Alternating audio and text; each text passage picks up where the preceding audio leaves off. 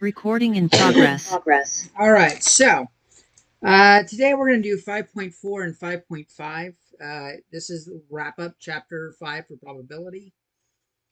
In 5.3, we did independent events, and we found for independent events E and F,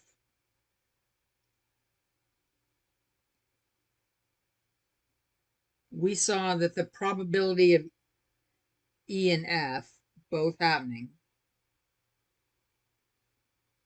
equaled the probability of E times the probability of F. But what if there's some sort of dependency? In the examples we were doing, let me take a look. What do? We use Monopoly. Can I do a good Monopoly example here? Yeah, I can do a good Monopoly example here. I like poker better, but we'll start with the Monopoly example. We did an example of rolling doubles or rolling a 7. So we did rolling doubles or rolling a 7.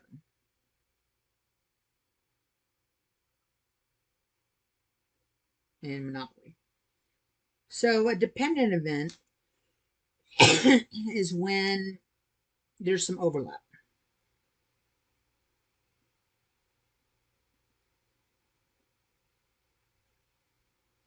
Rolling a 3 or doubles.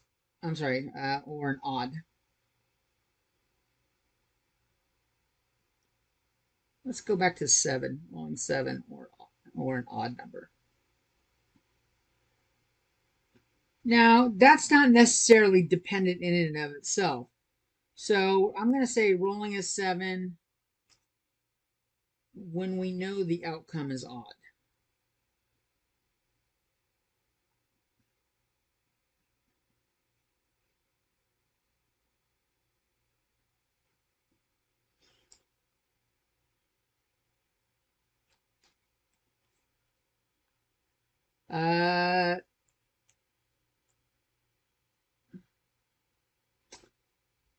So let's see, what possible outcomes do we have that are odd?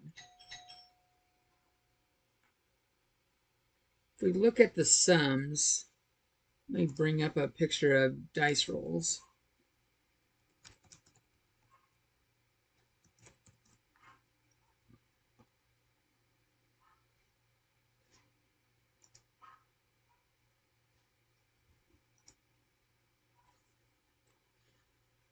So let's see. It looks like this diagonal is even, and every other diagonal is even. So let's see how many actual odd rolls there is. There is 1, 2, 3, 4, 5, 6, 7, 8, 9, 10, 11, 12, 13, 14, 15, 16, 17, 18. There are 18 dice rolls.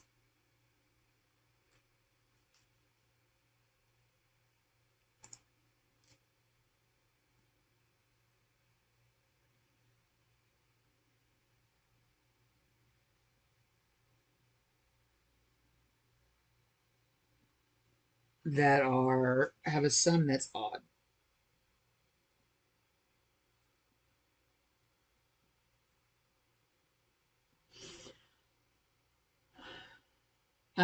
So does that change our answer? Normally there's only 36. Normally for the sum of two dice,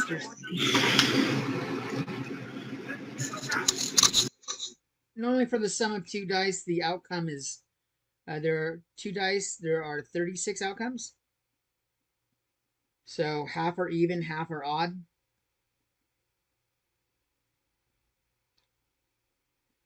So rolling a 7 when we know the outcome is odd changes the answer, doesn't it?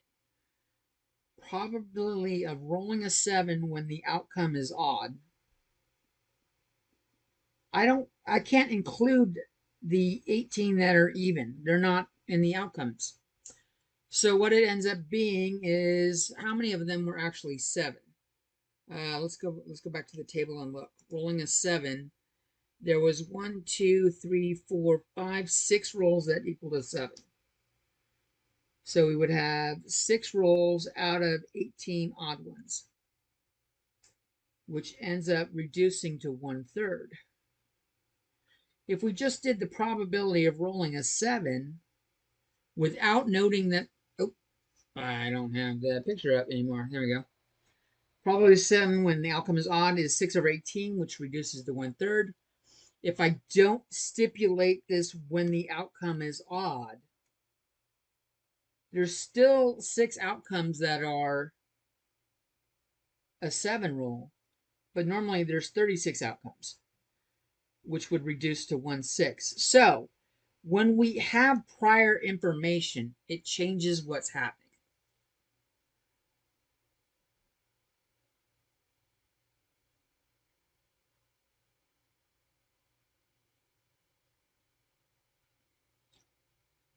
It can change the probability.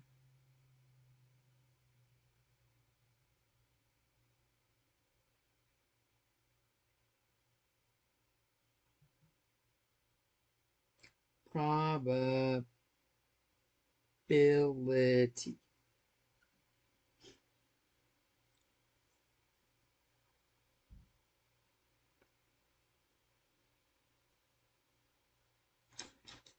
This seems like a clunky way to write it, though, doesn't it?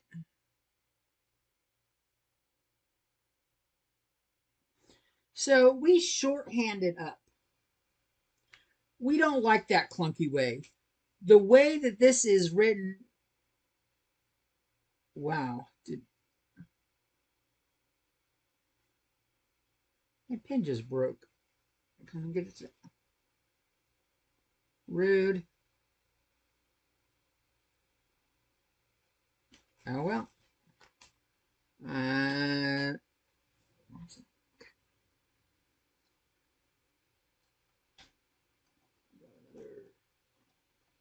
Find hit point.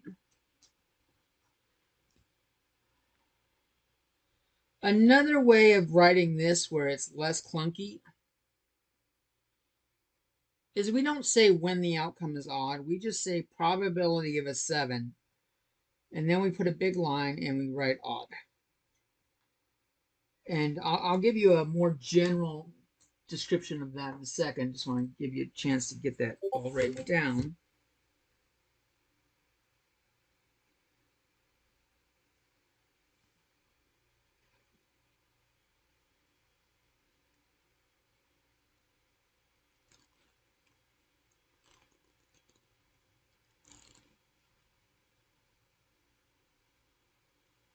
Oh, throw that pin away. I like that pin too. That sucks.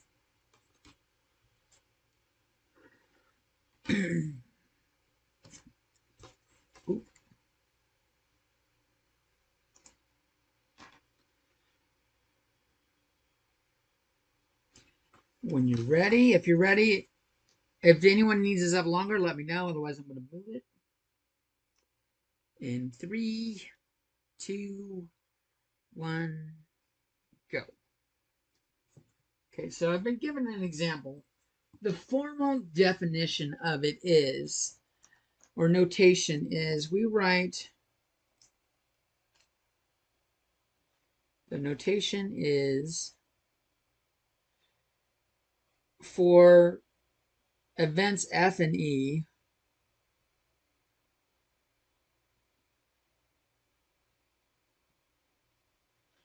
we write P of F with the vertical line E. The way this is read is this is the probability of F given E. And that's a shorthand way of saying that the probability that F occurs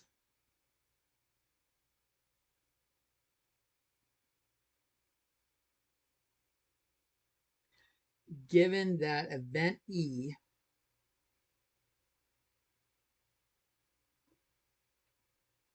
has already occurred.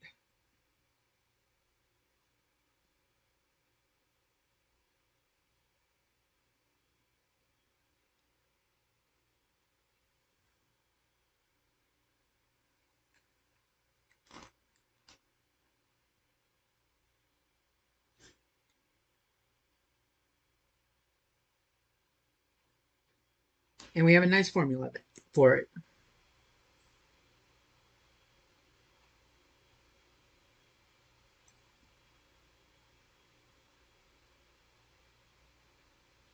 It's the probability of E and F over the probability of E.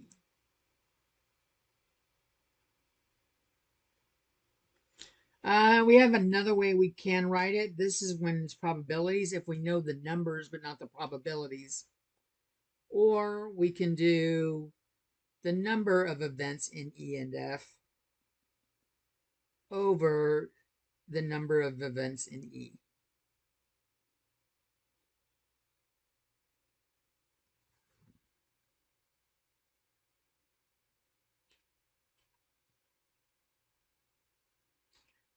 What does the N stand for?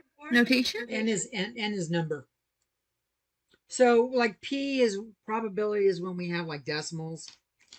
This might be 0.0123 and this is 0.26.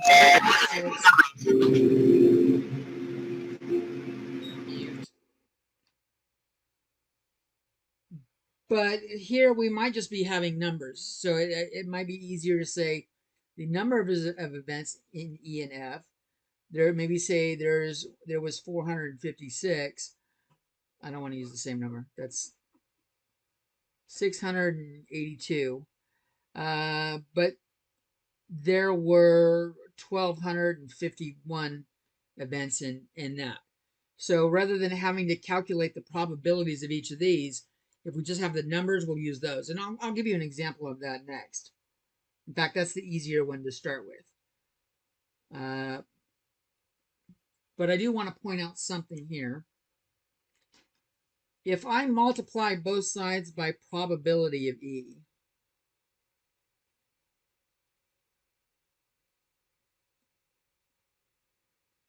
this equation changes to probability of F given E times the probability of E equals the probability of E and F.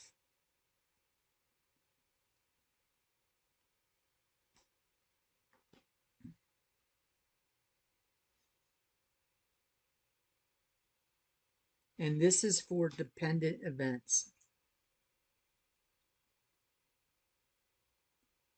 I really like this pen. This is ultra fine. I need to get more of these. It's like writing with a pencil.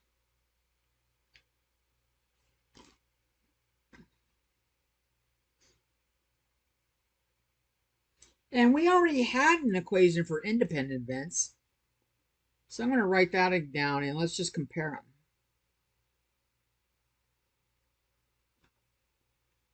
For independent events, the probability of E and F, that pen sucks, throw it away.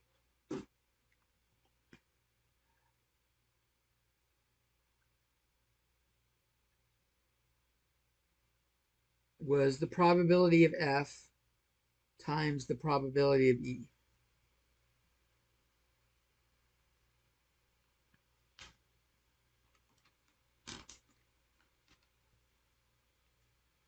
So we can see both of them have this E and F in it. This actually gives us a nice test.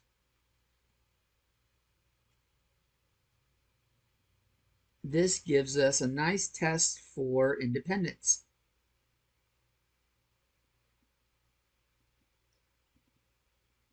See if two outcomes are independent.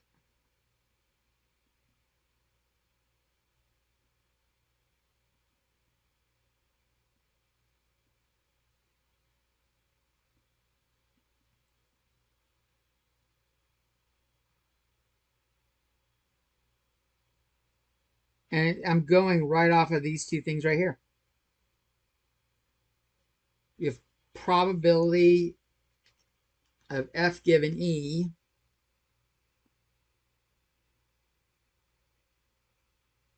just equals the probability of F, then they are independent.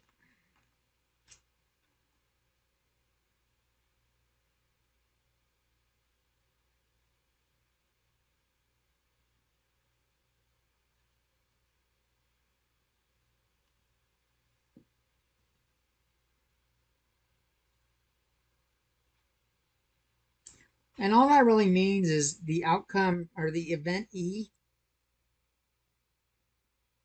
doesn't affect the probability of F.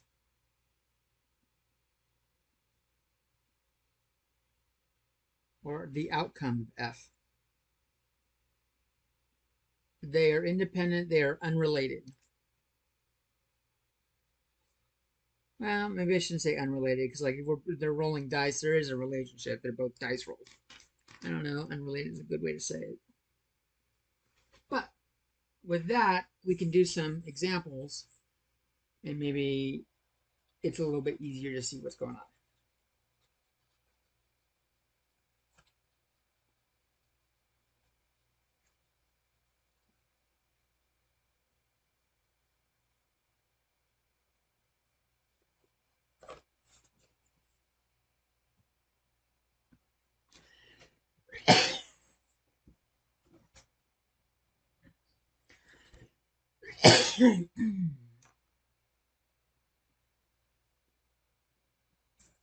Wet my whistle.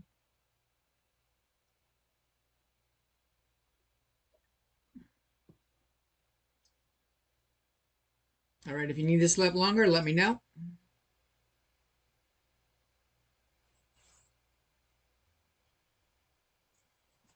I can always bring it back. Can you go back to it real quick? Yep. Definitely.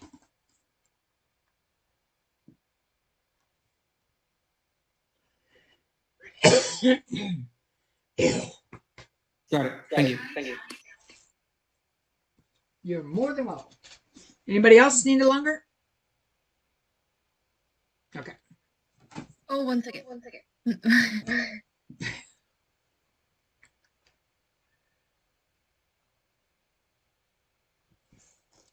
Okay, I'm good. Okay.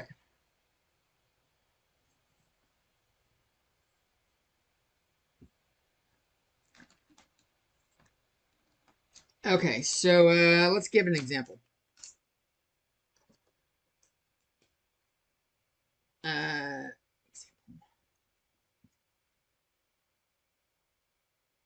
A yeah, I don't like this pin either. It's pretty light.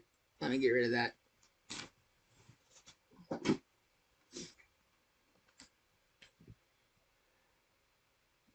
A survey was conducted about faith.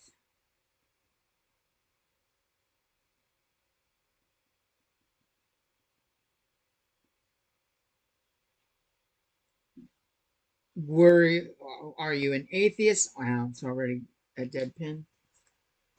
Back to the black one, the good black one. Are you an atheist? Which means you don't believe in a God. Any God. Do you believe in a God? Or is it more like a universal spirit kind of thing?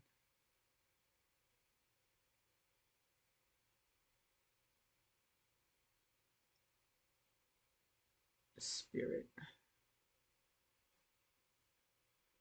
Believer. And they recorded the results over 4 regions.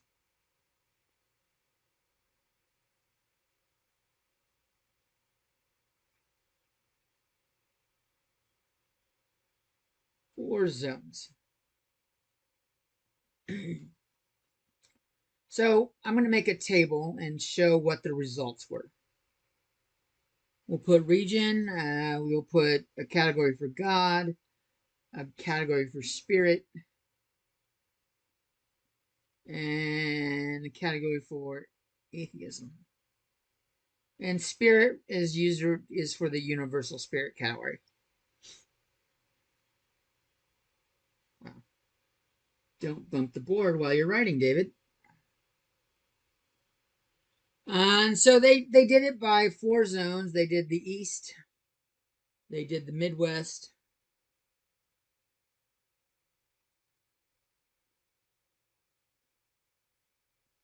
they did the South, and then they did the West.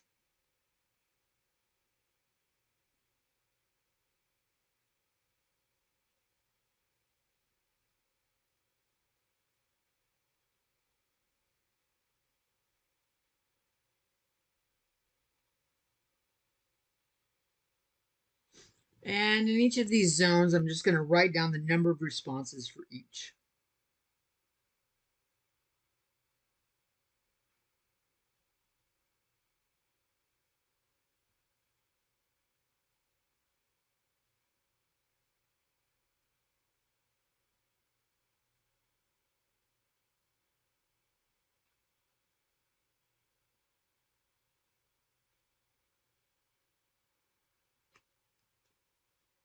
And that's bothering me. I like it a little bit neater than that, so let's do that.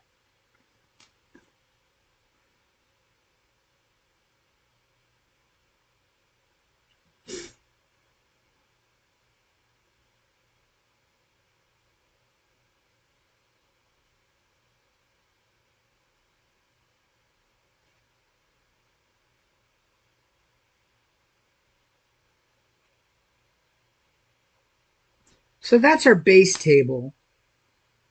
And a lot of tables like to include things for like a total. So maybe let's do a total for these. I guess I did need it all the way to the right. We'll bring this down.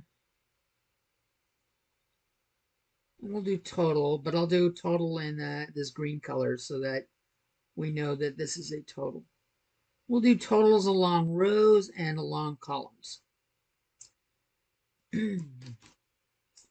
So I'm just adding them up.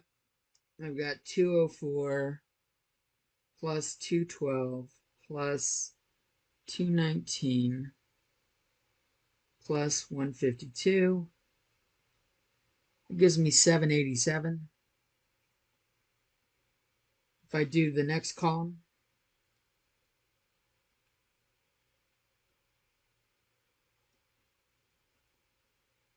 oop,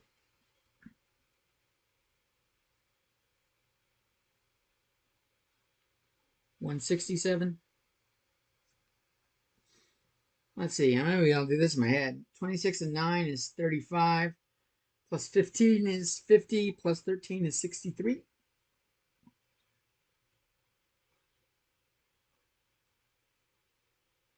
Let's see, 36 and 15 is 51, added to 204 is 255. 212 and 213 is 225. And then adding 29 is like 30 minus 1, so 255, 254. We go along this one, 219 and 9 is 228.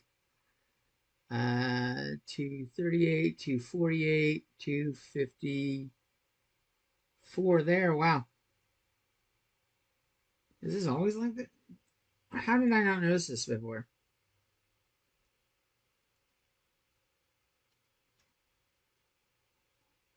That one's a little different. Nope. I wrote 176. This is 254.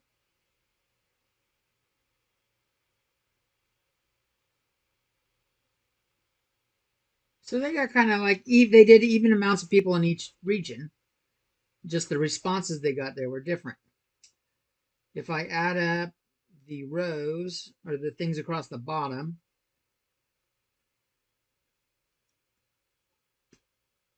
I get 1017, which tells me I didn't add something right here.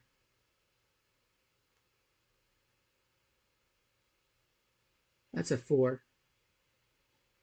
That's why. And we'll do 254 times 3 is an easier way than adding it. And then plus 255, I get 1017 there. So I'm getting 1017 for the grand total number of people who asked. And so we can ask a couple questions right here. Let me give you a second to write those down.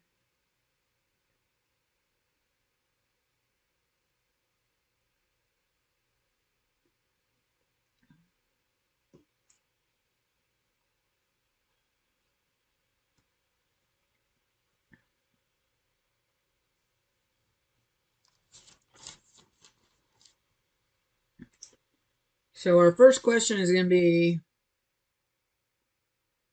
what is the probability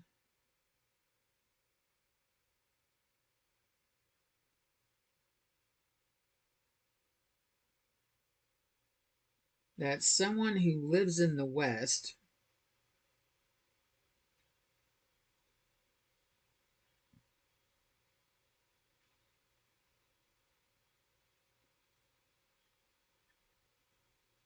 believes in God?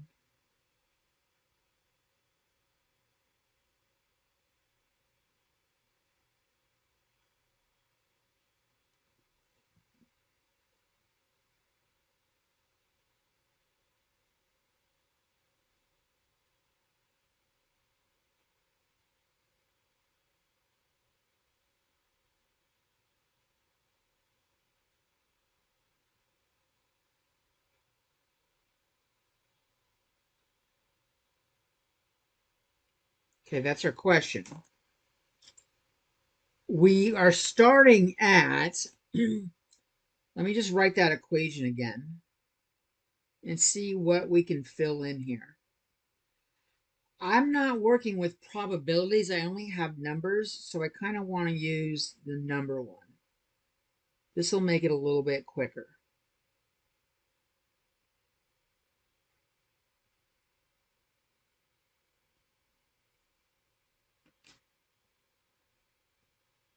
And remember, this line right there means given the second half, given E.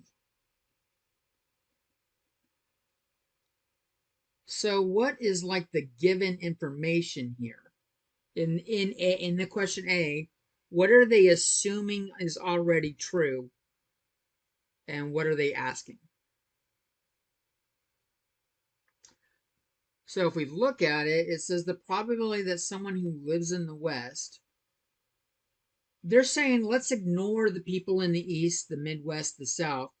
Let's just focus on the West. The probability that someone in the West believes in God. So like the West here is the given part. So this is really the probability that someone believes in God given that they live in the West.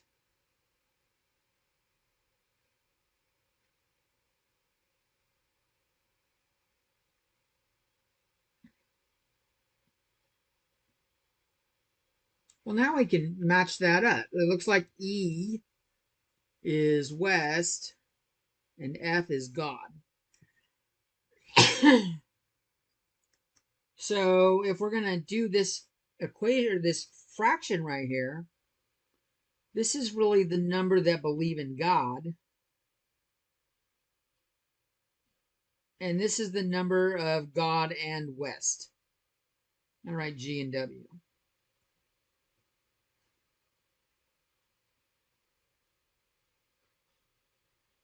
Well, this first column right here is the God column. So the number of people that believed in God overall was 787.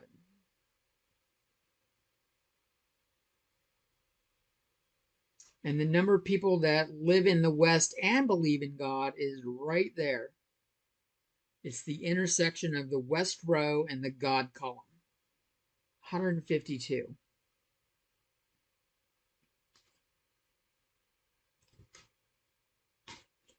And if we multiply that or divide that out, oh, it helps if I do the right number in the calculator. 152 divided by 787 equals 0.193.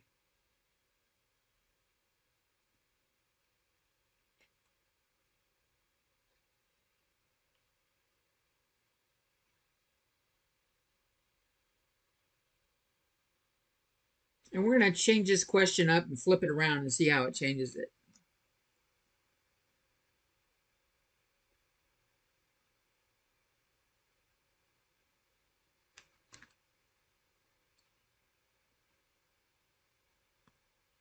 So I'm going to write what I got down here. Probability of G slash W is 0.193. And when you guys are ready, I'm going to erase some of that stuff. Rather than grabbing another board, I already have the table here. I don't want to redraw it. I'm just going to write here. I'm going to change this bottom line. Whoop, my bad.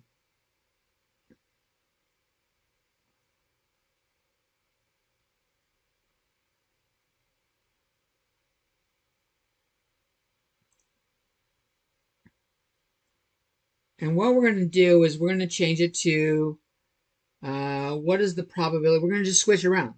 That someone who believes in God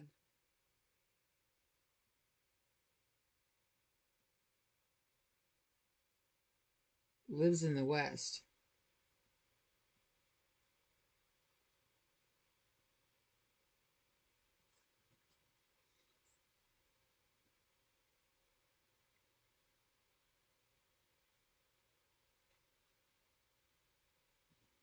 You guys ready?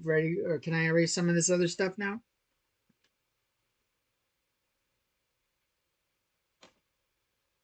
You guys have this part right here, the 0.193. I actually have that right there. I'm erasing it. 1, 2, 3, go. Let's see how this new sentence matches up with what we got. What piece of information is the given now? The given part now is that they believe in God. They're just going to assume the person believes in God. And now they want to know what's the probability that they live in the West.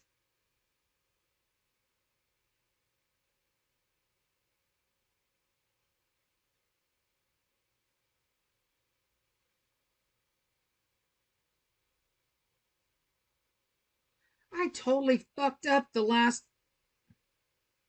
Oh my God. I did not do God and West right. I totally flipped it around.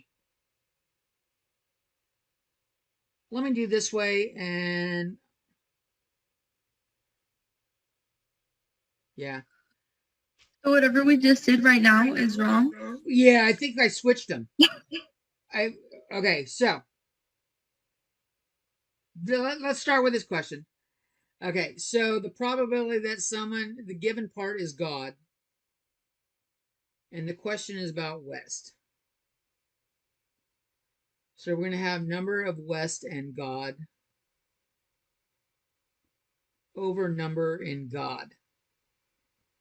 That's where I messed up. This is what we did last time. This is what we did. This was West and God was 152. And just God was 787. That's what I just did. And that's where I got the 0.193. I fucked it up when it was the other way. Damn it. That sucks. All right, I changed that. So let's go back and look at what would have happened the other way.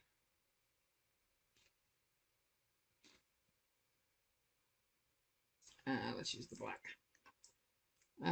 So if we had the probability that God given West, this should have been number of God and West over number of West. Number in West was 254. That bottom, the first half, it should have had 254. And the top is still 152. Oh my God. Just totally amateured that up. That sucks.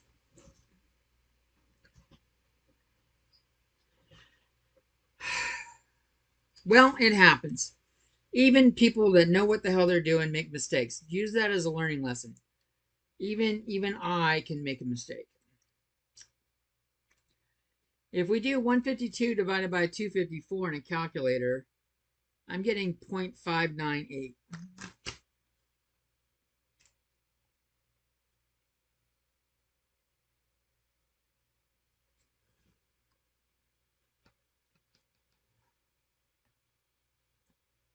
So this was the first question right there. The correct way.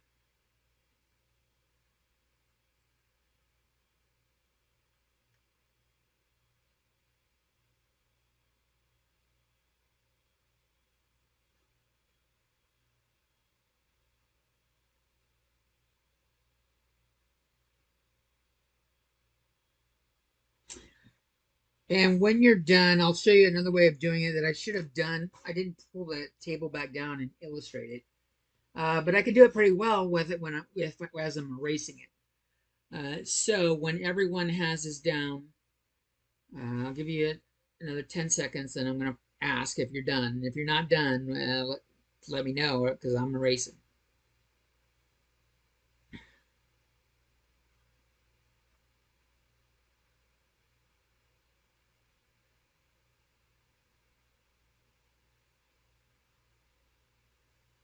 Actually, no, not. We're going to use that for a little bit more.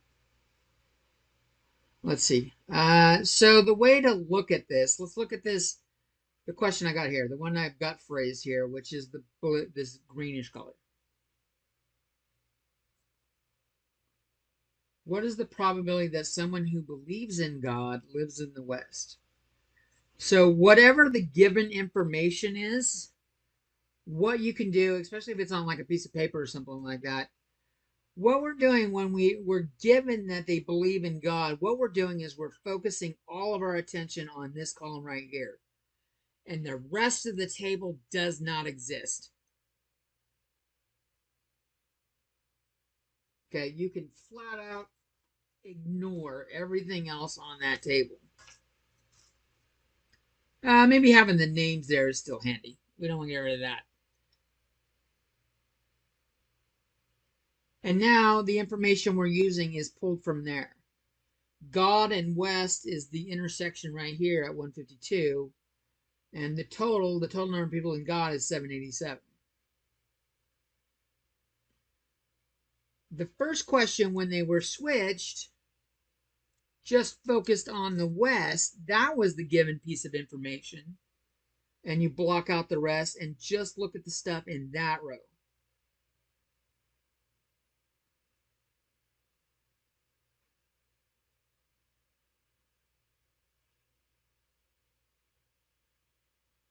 Okay?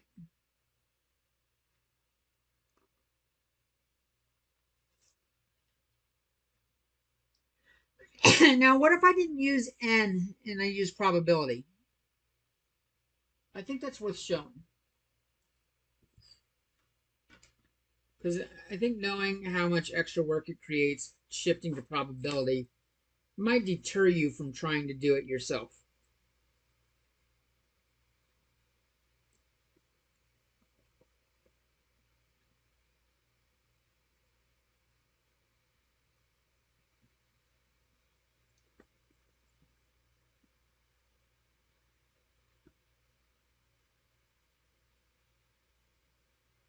Okay, we're going to use that same question.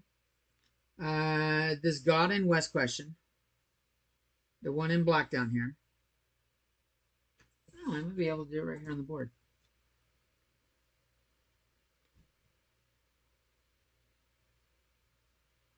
Let me change what we got here.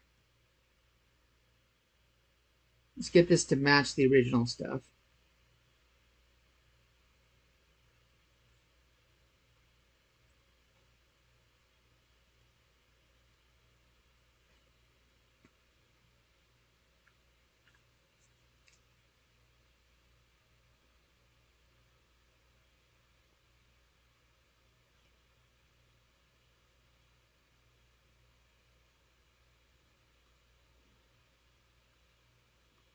So what we're doing is we're focusing on this West row right here. What is the probability that someone believes in God given that they live in the West? And if we look at the probability version is the probability of G and W over the probability of W.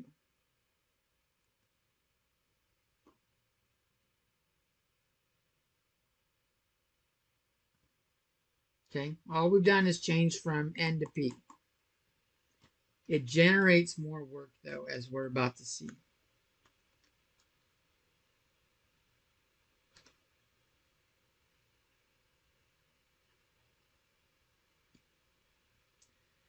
The probability that someone lives in the West There are 254 people that live in the West.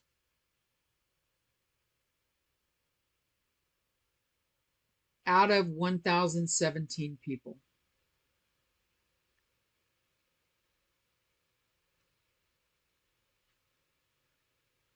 And if we do the probability of God and W and West, well, that's only 152 people out of the 1,017.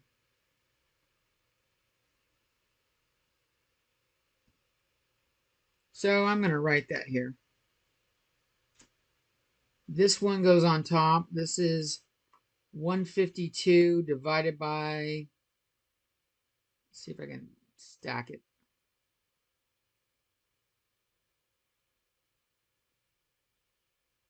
And this is 254 over 1,017.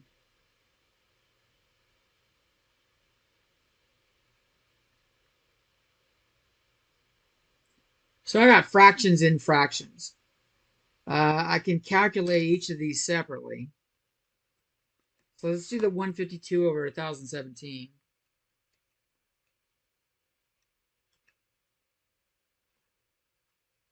This top part is 0.149. And the bottom part is 0.250. Or close enough. We knew that based on what we saw up there. So if I divide these,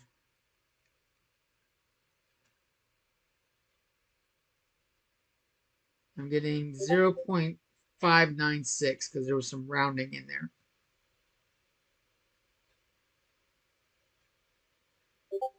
Which is slightly off. It's not the same. Not quite.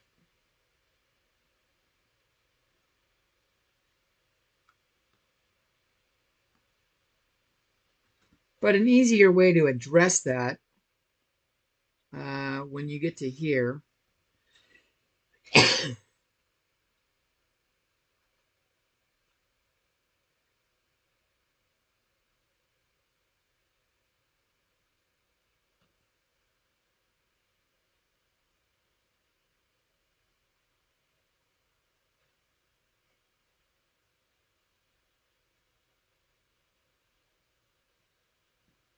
give you another second or two to write that down before I change it.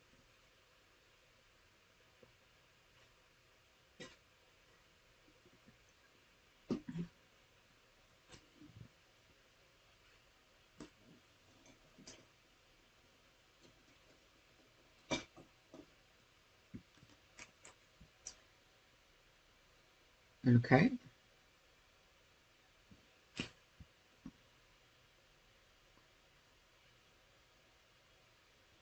Okay, now I can erase it guilt-free.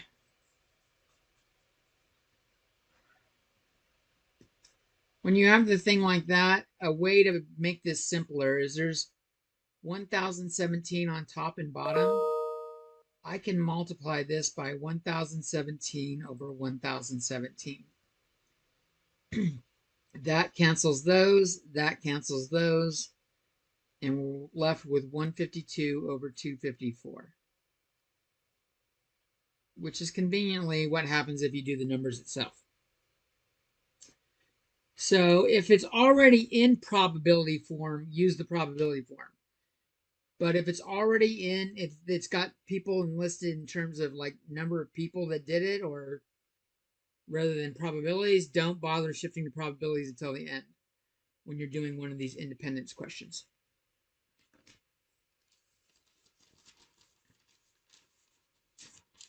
So I'll give you an example where they have one that's got those kind of things already in there.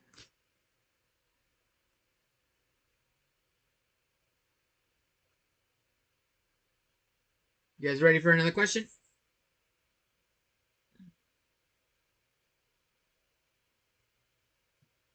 Okay. So this example will have, it's just a word problem. We're not going to have a table or anything. The question is, in 2005, 19.1% of all murder victims. I'm completely off the screen. Why don't I move to where you can see it?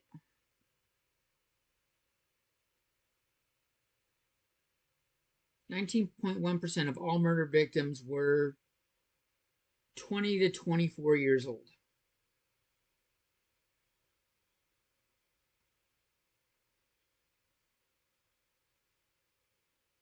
Also, 16.6% of all murder victims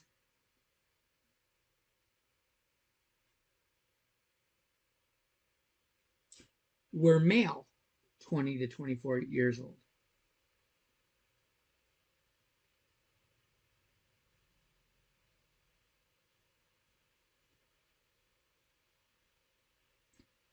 And the question that is asked here is, what is the probability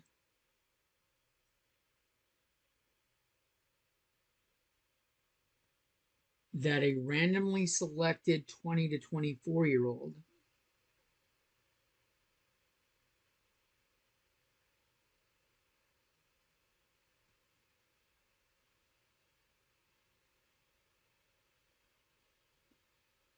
victim was male? I know it's going to take you a little bit to write down, so I'll pause for a good little bit.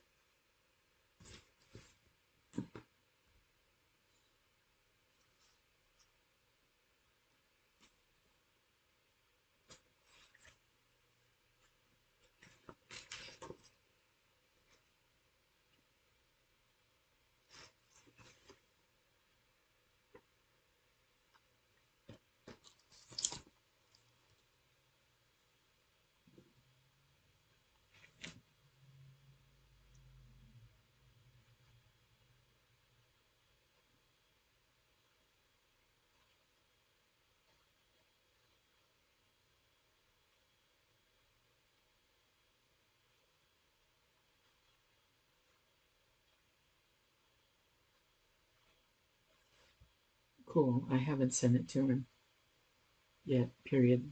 I want you to look at it first.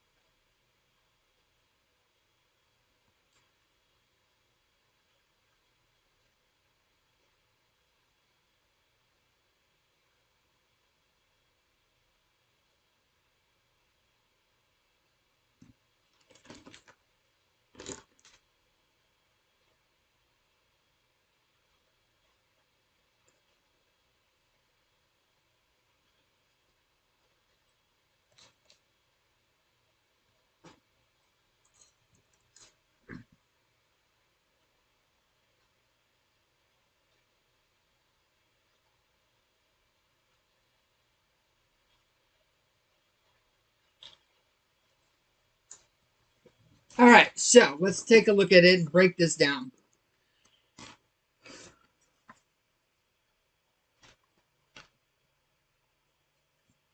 What is the first sentence saying? Let's take a look at the first sentence.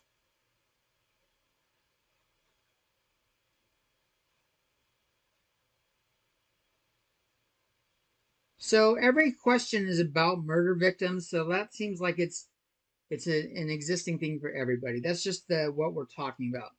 That's like saying, are we talking about people in the United States? Are we talking about people in Tulare? No, we're talking about murder victims. So we're not going to focus on the murder part.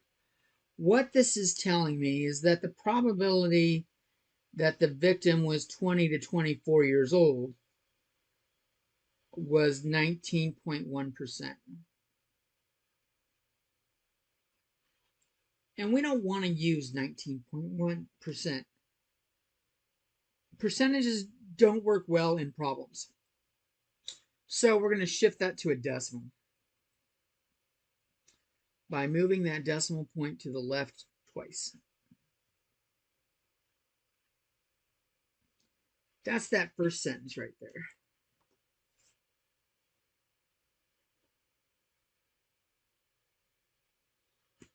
The next sentence, 16.6% said all murder victims were male and 20 to 24 years old. So that's kind of like both. Probability that they are male and 20 to 24 years old is 16.6%. And again, we don't want the decimal or the percentage, so we're going to write it as a decimal.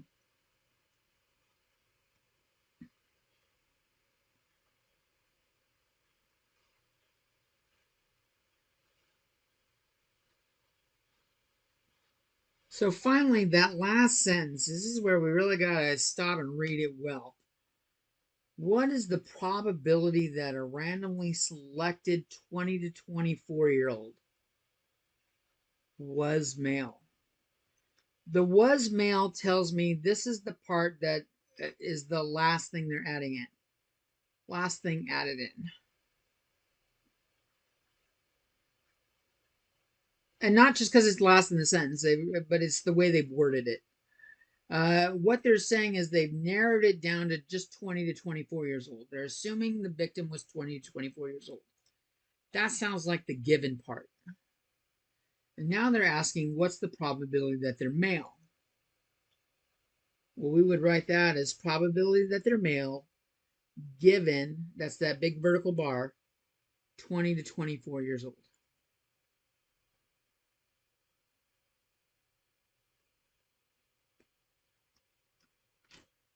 Now this is where it had two ways of doing it. One of them was doing numbers, but we don't have the number of people that were in each category. We just have proportions or probabilities. So we're going to do probability that it's male and 20 to 24 years old over the probability of a 20 to 24-year-old.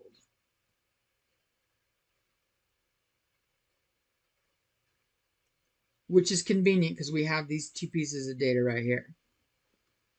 The both category is 0.166.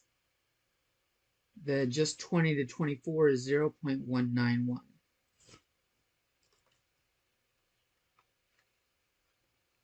And if I do that in a calculator, 0.166 divided by 0.191, I get that this probability, male given 20 to 24 years old, is 0.869.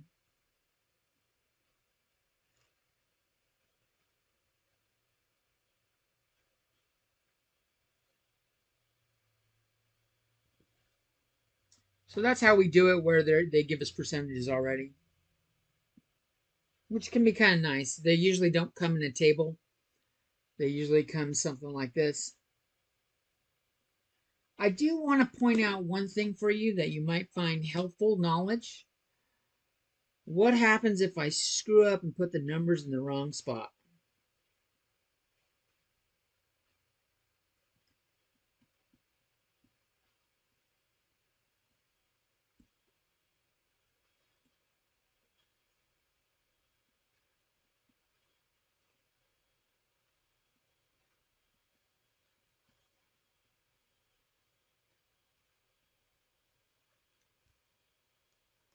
And what I mean by that is like putting the 0.191 on top and the 0.166 on bottom.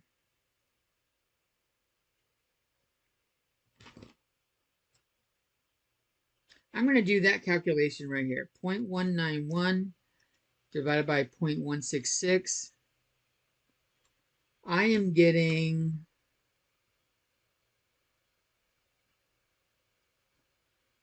1.1506, so 1.151.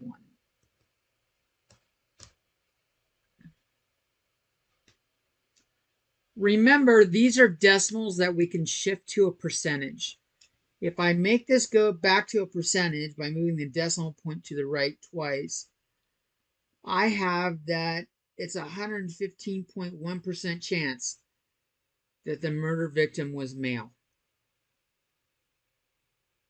Is that even possible? I know we talk a lot about, I'm going to give it my 110%. I'm going to go the extra mile. It's not possible to have above 100% in real life scenarios. There's no extra credit or anything like that. This is impossible.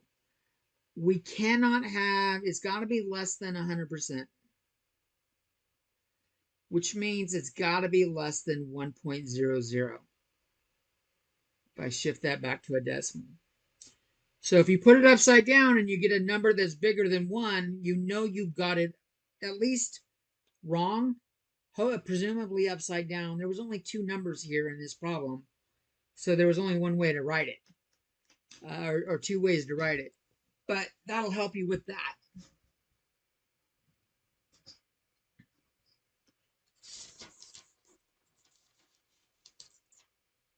Any questions?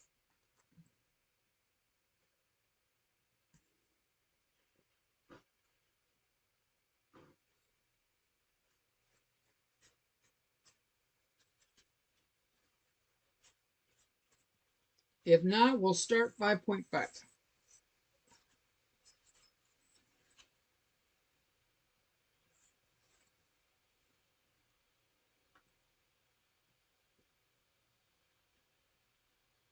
Okay? If you need it back up, let me know. Otherwise, I'm moving it.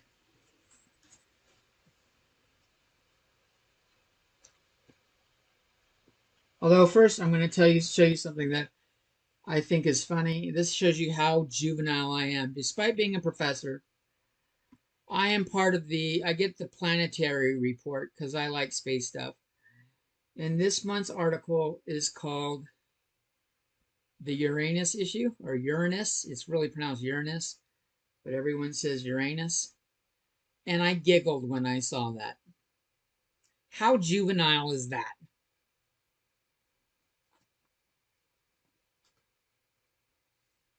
There's your fun. My teacher is so immature. He's making Uranus jokes. All right. So 5.5 is on counting techniques.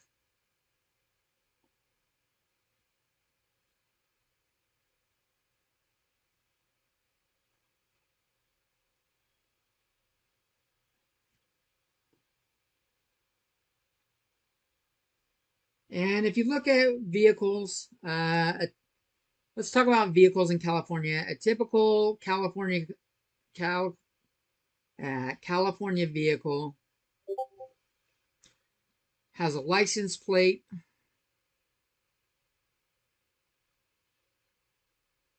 Maybe if I spell it correctly. Let's see, ICENSE, I think.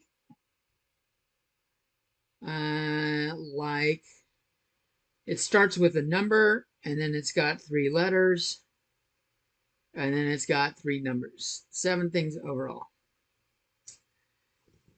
This is when you don't request them, it's just automatically made. You can obviously choose custom made ones, and there's more options. But what the question we want to ask here is, how many different combinations of plates are possible here?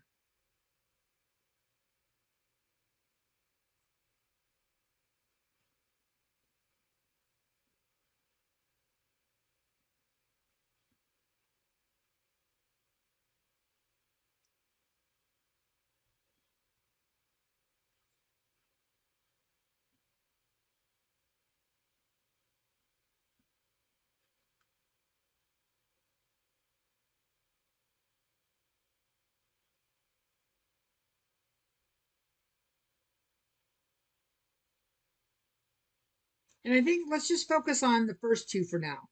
Let's just say the first 2 numbers are things like this. My number options are 0, 1, 2, and we can go all the way up to 9. And the letters could be A to Z, right?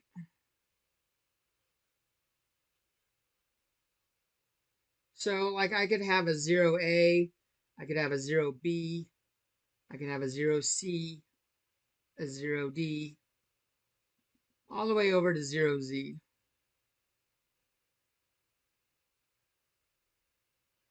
And then I could have 1A, 1B, 1C, 1D, all the way over to 1Z.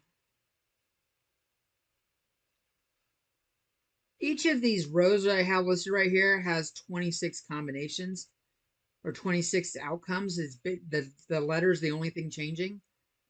So there's 26 there, there's 26 there. In fact, if I do them all, there's 26 for all of them. 9A, 9B, etc. When we have repeated addition,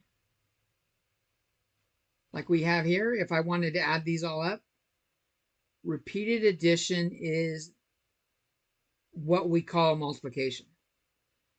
So rather than adding it, I can multiply it. I can say 26 times, how many rows did I have?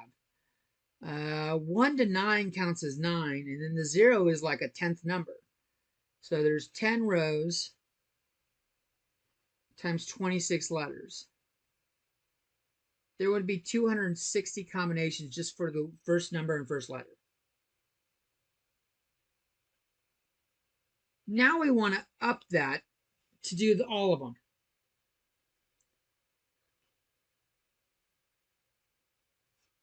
So for number LLL, number,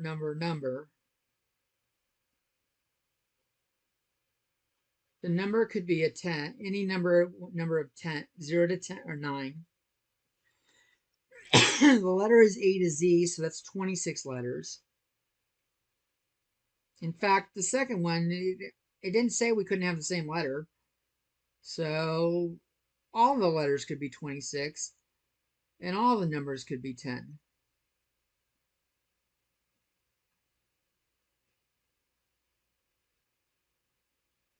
And so if we multiply this all out, multiplying all these numbers, we're going to get 175,760, I'm sorry, 175,760,000 possible plates.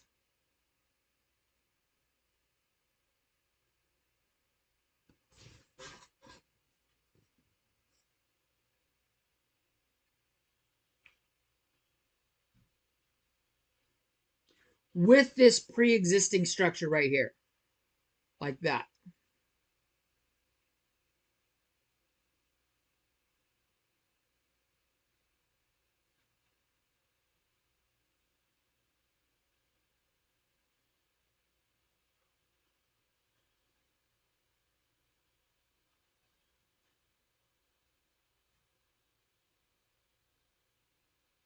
What if we don't want any repeats?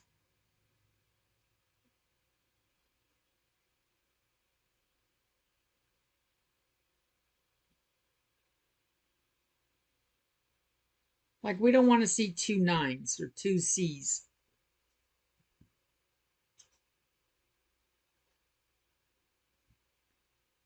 Well, that changes it up a little bit. The first number can still be any one of 10 different numbers. And the first letter can be one of any 26 letters. But like, let's say once we've picked a number for the first one, let's say it's 2. I cross off the 2. Now there's less numbers available for later on. In fact, there's less letters available for later on too. Let's say I picked the B. So B is out. Now there's only 25 letters left for the second letter. Let's say we picked C there, so like BC. I said 2 for the first one. Now that we've got B and C out, now there's only 24 letters left.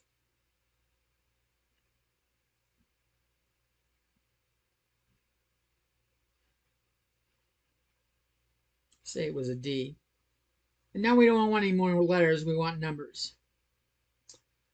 Since we can't pick from 2, we've got 0, 1, 3, 4, 5, 6, 7, 8, 9. There's 9 numbers left. say I pick a 7. When I'm trying to get the next number, I can't use the 2 over a 7. So there's 8 numbers available. And let's say I picked a 6. And finally, there's only 7 numbers available for the last spot.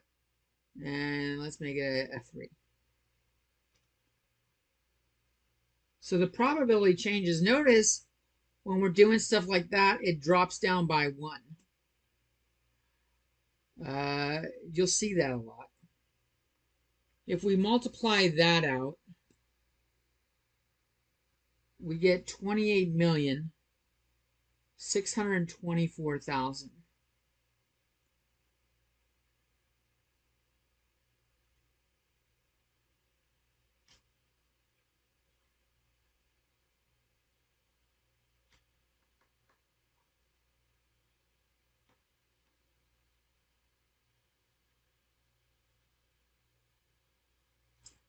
This whole idea is called the multiplication rule for counting.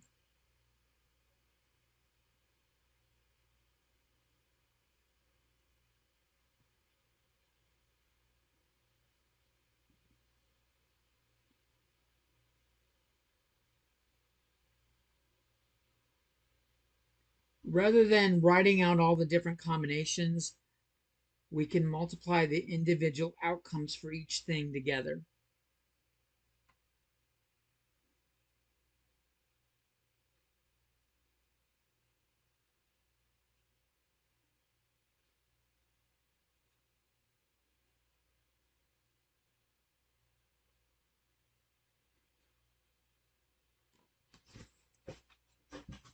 Give you a second with that.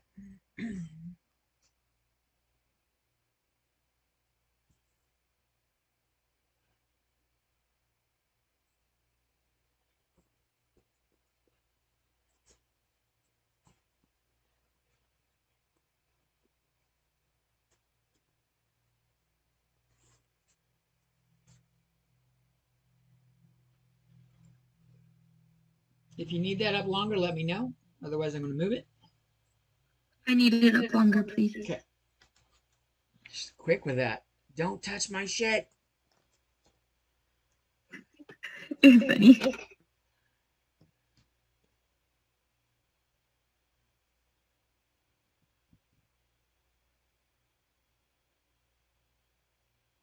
Let me know when you're done.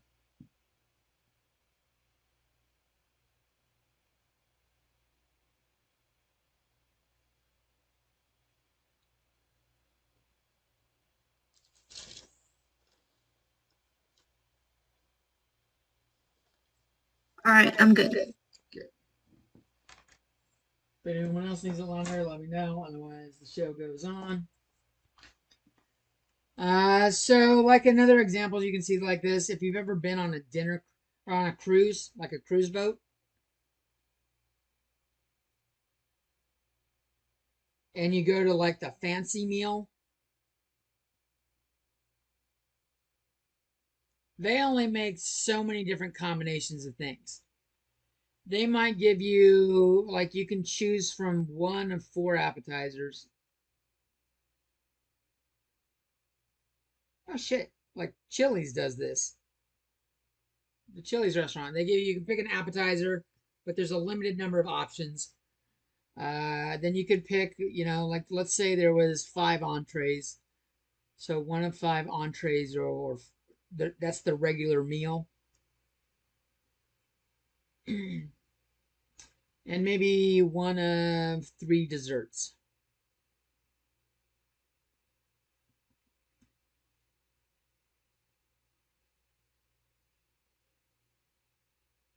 The number of different combinations they can make, rather than writing them all out, and we could write them all out, is we just multiply the thing in each category.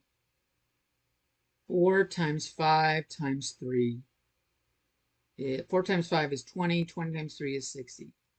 60 different combinations. Combo.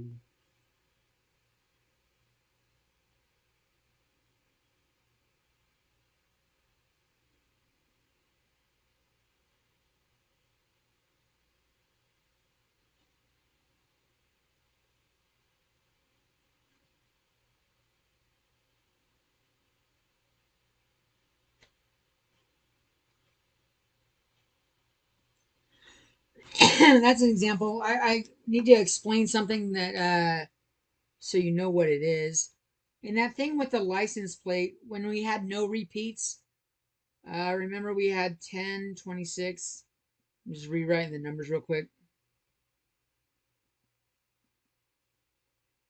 If I just look at the 10, 9, 8, and 7,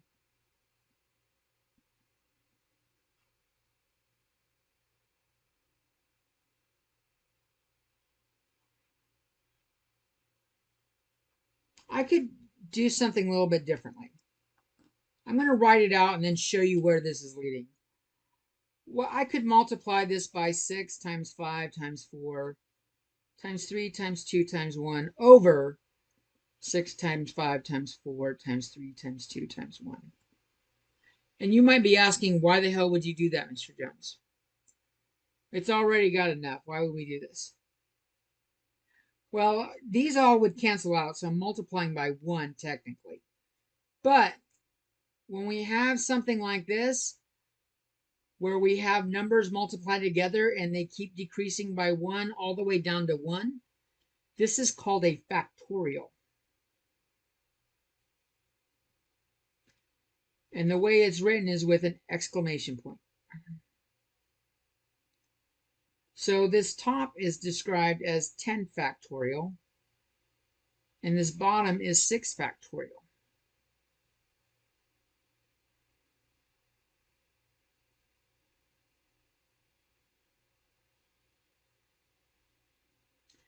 Now you might wonder why the hell, why do we care about that? Well, what if we were doing all the letters and it was just all letters. We did 26, 25, 24, 23, 22, 21, and let's make 7 is 20. That's going to take you a while to do in the calculator that way. But if I do this as 26 factorial, and then what do I put on bottom? The last number I had here was 7, and we did the next lower number for factorial on the bottom. I'm going to do that here. The next lower number below 20 would be 19. This is quicker to type into a calculator.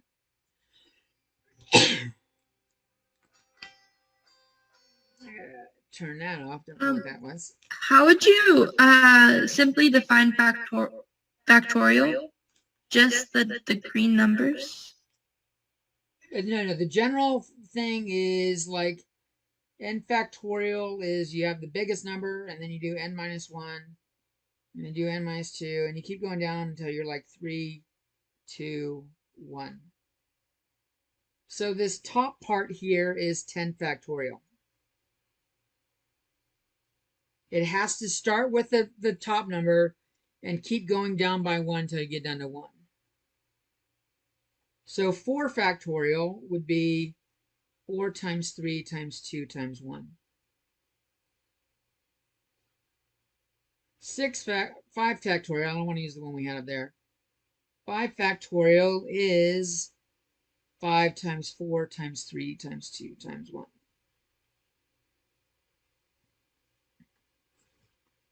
And they have Can this be with addition? What? Can this be with addition as well, or just multiplication? It's just multiplication.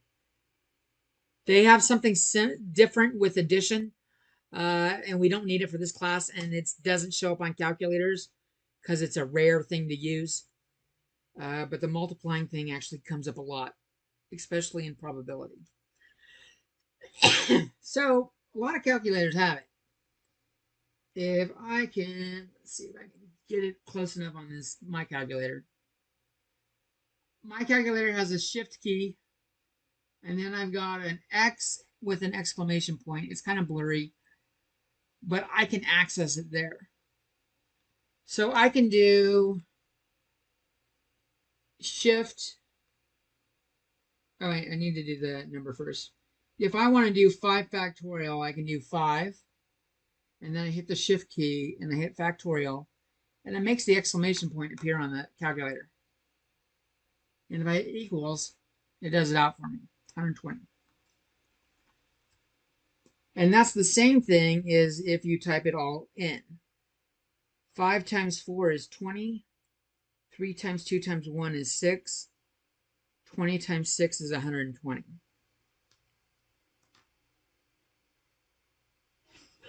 So keyboards will have, most keyboards have something like that. It'll say x factorial. It might say n factorial. There's a button for it on a calculator. Some calculators have something where you hit PRB for probability, and then they give you a menu. It's got like n factorial, NCR, NPR. So a menu pops up depending on the calculator. Later on, after class is over, if you have a calculator with you and you want to show it to me and ask me where it is, I can figure it out for you. And the reason why it comes up is NCR and NPR is where we're going next. Factorials are part of those.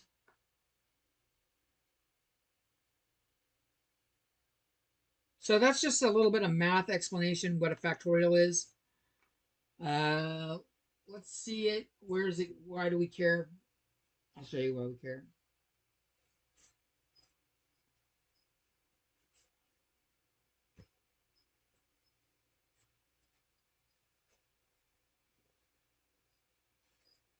Does anyone need that up longer? Okay.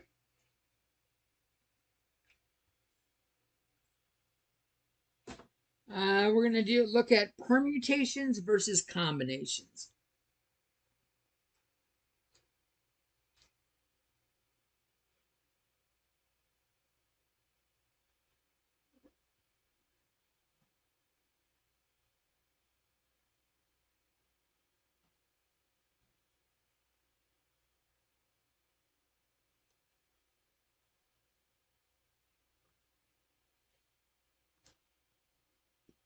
This is NPR on a calculator and in most stats things. And this is NCR. Clearly from the first letter.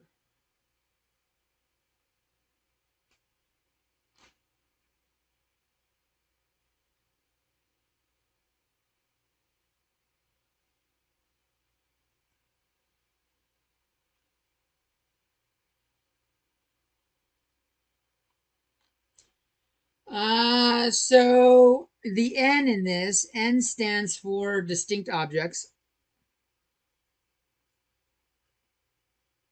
or people or, whatever the case may be. And R is the number of objects selected.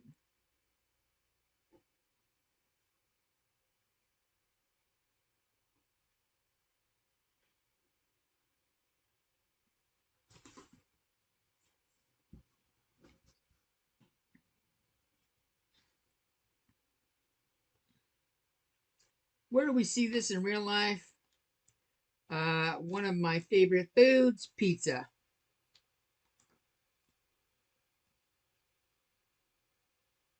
So let's talk about pizza. This is this is a great explanation. Is there anybody here that has never had a pizza? A piece of pizza? Didn't think so. Usually everyone's had it. So let's say you're ordering a 3-topping pizza. And they give you a long list of shit you can choose from. We got pepperoni, of course. They have sausage, olives, onions, green peppers. And let's say there's like 20 different things. 20 different toppings to choose from.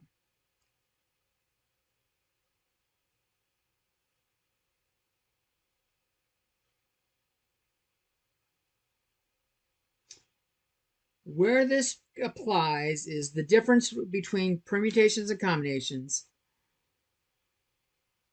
Permutations, the order we pick them matters.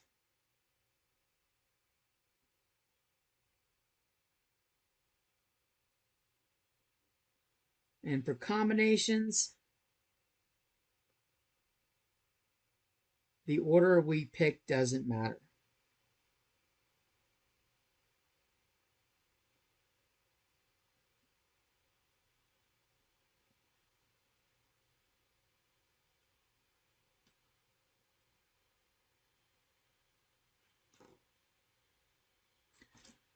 So does it matter really what order I pick the toppings on a pizza?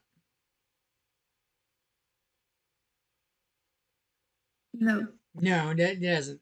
I could pick pepperoni first, or I could pick it last. As long as I got pepperoni on my pizza, I'm happy. So this would be a combination category. Pizza is in the combo category. This is in the NCR category.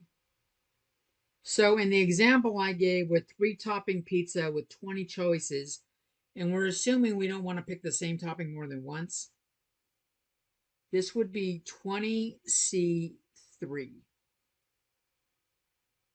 So this was my number of toppings, and this was the number of objects chosen.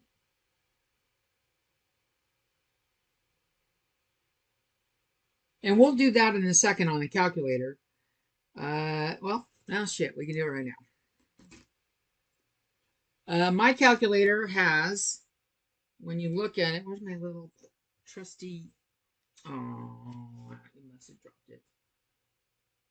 On my calculator, it says NCR, and then right above it, where you can't see because it's all blurry, it says NPR when I hit the shift key. So it's a button on my calculator. So I could do 20 NCR and see how it pops up the C. 3. And it gives me the answer. This is 1,140.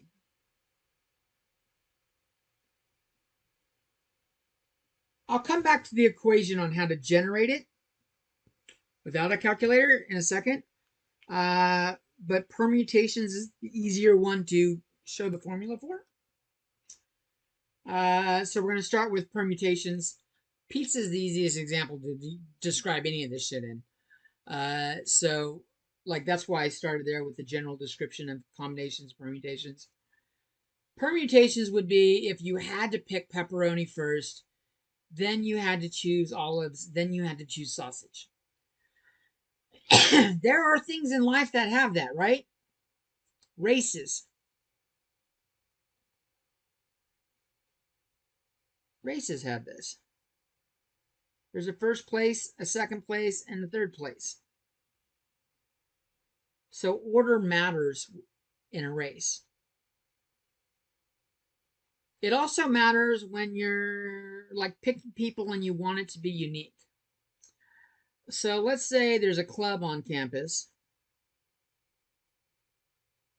and it's the first meeting, and so you're picking people and you want to pick one president, one vice president.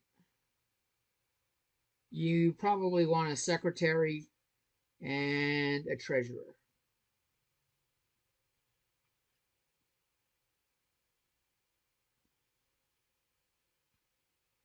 So there's 4 positions. Let's say 23 students show up. Oh, let's do better. Let's go 26. 26 students. There's an Abby, there's a Bobby or Billy, there's a Cameron, there's a David, an Emily. Notice how I'm picking a different first letter each time. Let's go with Philippe. Keep going on. I don't know. Juan gets when we get to the J's. Z would be Zach is a good choice for Z. 26 students show up. Once we've picked the first person to be president, we can't get the president to be vice president, secretary, or treasury. So here, order very much matters. This is a case for permutations.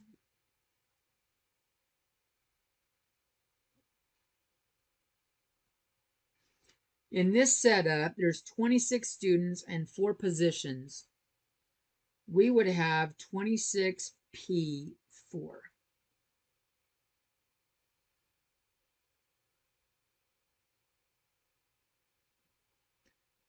Now, how this works, what they're doing in the calculator, let me show you the general form. NPR in a calculator is doing factorials. It's going to do n factorial, and then does n minus r factorial. And it divides. So this is 26 factorial over 26 minus 4 is 22 factorial.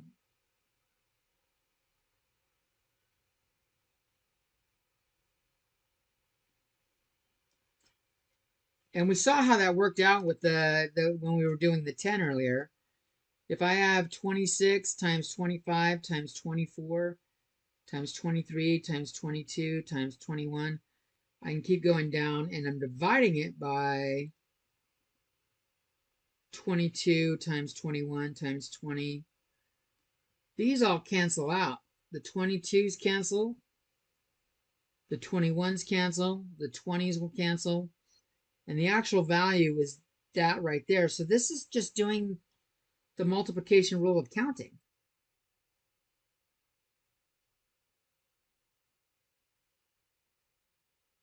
With this, something that decreases.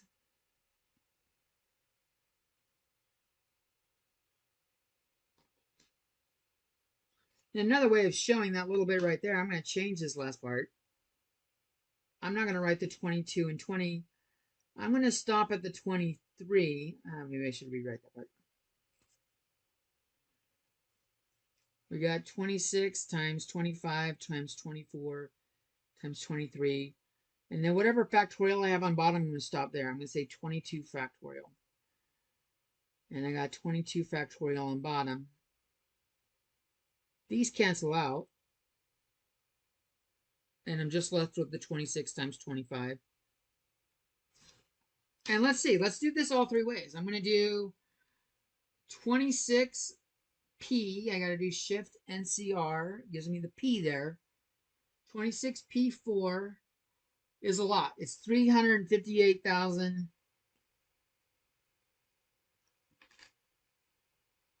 And 80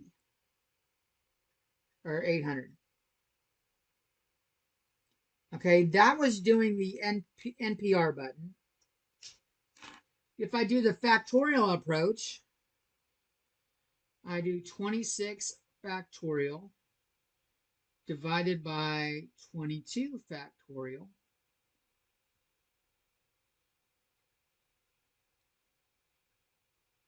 And I get the 358,800. It took a little bit longer for it to do that. And then finally, if I just do 26 times 25 times 24 times 23, it went pretty quick. The permutation key, and I think permutation was a fast key also. Yeah. The only one that takes longer, they all get the same answer. This takes the calculator a little bit longer. It's got more operations to do. This very idea is for this problem going, okay, we picked Juan to be president. We can't pick him again. There's only 25 people left. So our second choice is only 25. We don't want to pick David. He's a schmuck. Let's go with Caprice. Fuck Cameron. Let's go with Caprice. Yeah, Caprice in the group. Caprice gets picked to be vice president. So we've got Juan here, Caprice here. Neither of them can be secretary. So we've only got 24 people left to choose from. And it's kind of like what we were doing with letters or numbers on the license plate.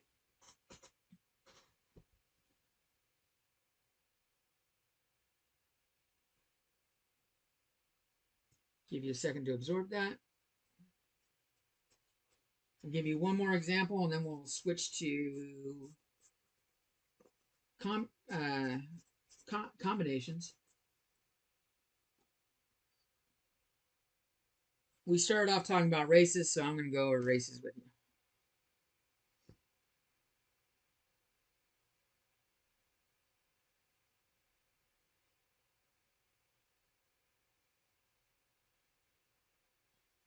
Does anyone need this longer?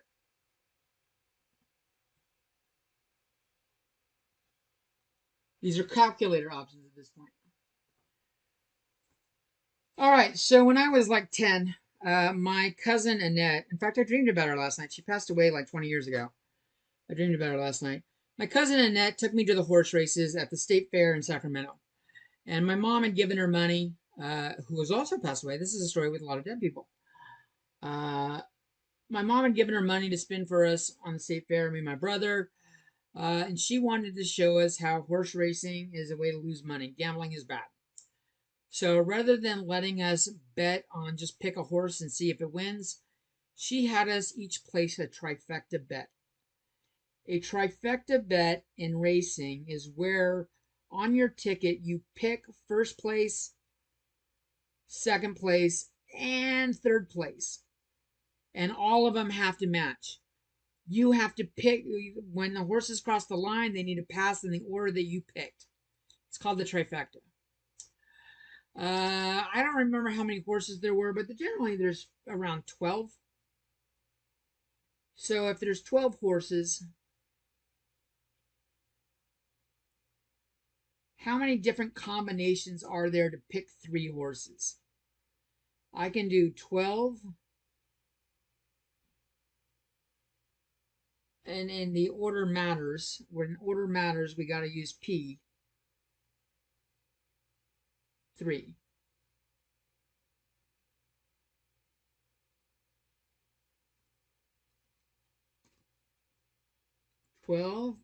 P3.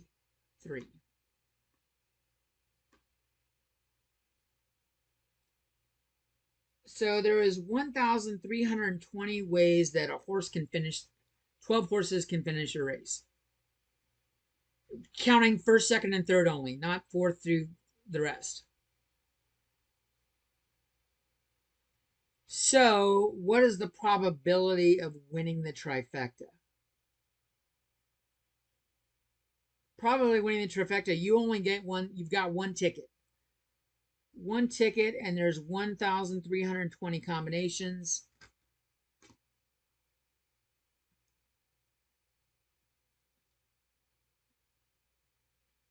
.0007.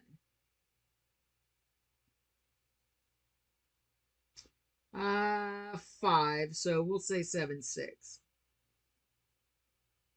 If I switch that to a percentage, it's 0.076%. The chances of winning the trifecta on guessing alone is extremely rare. It doesn't happen often. So why do I bring up my story as when I was 10? Well, we did exactly one horse race. My brother and I, we each picked different trifectas, and I hit the trifecta. So the payout on it was really, really good. And since she was trying to teach me a lesson on gambling, she didn't give me the fucking money. I was like, oh, hell yeah. I'm going to go spend it on this and that. I'm going to buy this at the fair. I'm going to have a good time. And she's like, nope, we're giving this to your mom. Because it was like $600 or something like that for a $2 ticket. It was $600. I forget how much money it was exactly, but it was a lot of money. She was not about to hand $600 or something like that to a 10-year-old. So I was madder than hell at her.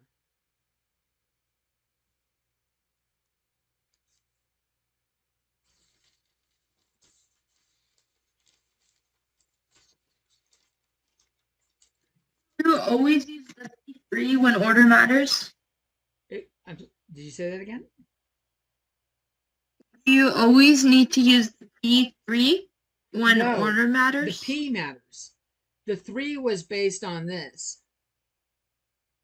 Oh, On the people, okay. when we just did the problem with the president, vice president, we did 26P4 because we chose 4 people. Here we're choosing 3 horses. What about, and then the P, like itself, stands for? Permutation. Okay. Oh, okay, that makes sense. Okay. Okay. All right, so let's take a look at when it's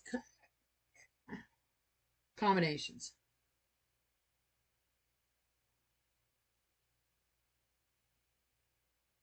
And this is the NCR. And what they usually, and you will hear me say this because I can't help it, it's just ingrained in me. This is usually said as N choose R. The C is not for choose, it's for combinations. But this is telling us how many people we start with and how many we're going to choose. So N choose R. Back to the club that I had, 26 people in the club. We had 26 students in the club. And let's say we were doing a raffle and 4 people win the raffle. And we want them to be unique people. We don't want to pick the same person more than once. You know, Caprice can't win all 4 prizes. But does Caprice, let's say all the prizes are the same, where it doesn't matter which order you get chosen. If all the prizes are the same, let's say it's a $50 gift card to Starbucks. No, See's Candy. Let's use See's Candy. It's a $50 gift card to See's Candy. Caprice doesn't care. No, she probably doesn't like See's Candy anymore. Either way, Caprice doesn't care if she's picked first or fourth, second or third. It doesn't matter as long as she wins the gift card. This is a situation where we do NCR. So this would be 26 choose 4. And I'm going to show you what the outcome is in the calculator before I show you the formula.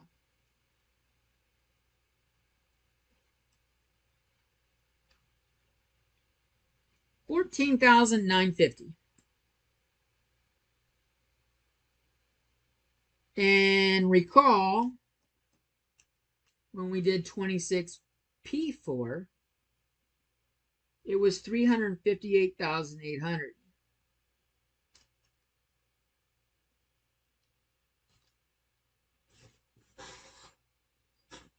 The permutations makes it a lot harder to pick one. Permutations had NPR was n factorial over n minus r factorial. NCR looks very similar.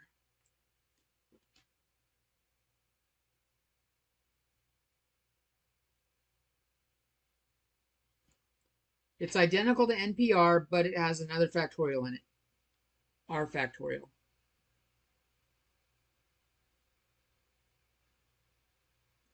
So whereas this one turned into 26 factorial over 22 factorial, when we're doing the raffle,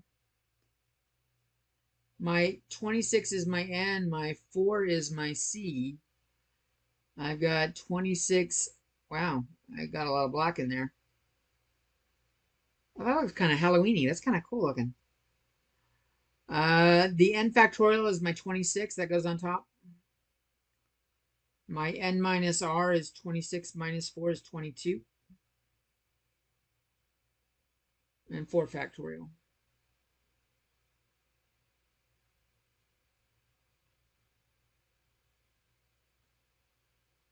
I mean, there are ways to do this by hand that kind of cleans it up a lot, but seeing as how we got 15 minutes left and I want to do a couple examples and then show you one more thing, I think I'll not show you the handwritten part. This is calculator work again.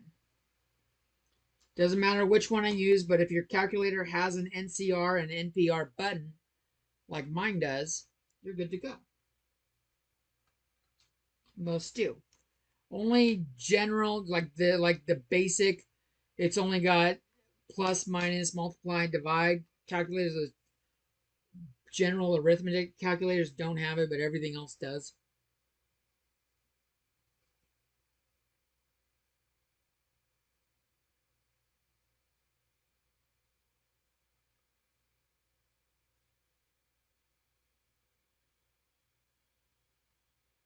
You guys ready for a little bit more? Yes. Okay.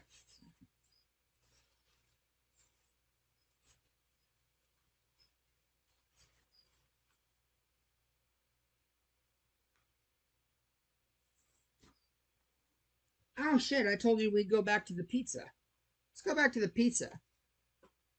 The pizza thing, I picked 20 toppings. I don't know how many they have. And I really don't want to go check and add them since we only got 13 minutes left. But I had said 20, choose 3.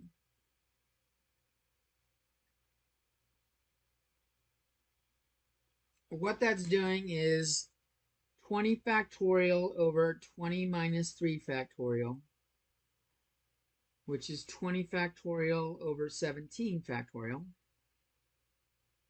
which is 20 times 19 times 18. 20 choose 3 is 1,140. That's how many ways there are to make a 3-topping pizza if you have 20 toppings and you don't want to repeat.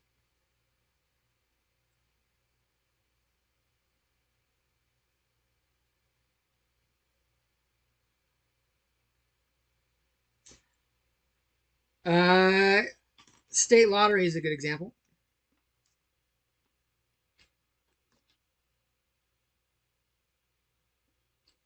I don't want to do the mega ball. Let's go with the way the lottery used to be. I don't remember how many numbers they had. Let's say, let's say there's 60 balls to choose from. No, let's go with like 75. There's a lot. 75 balls to choose from. You pick 6.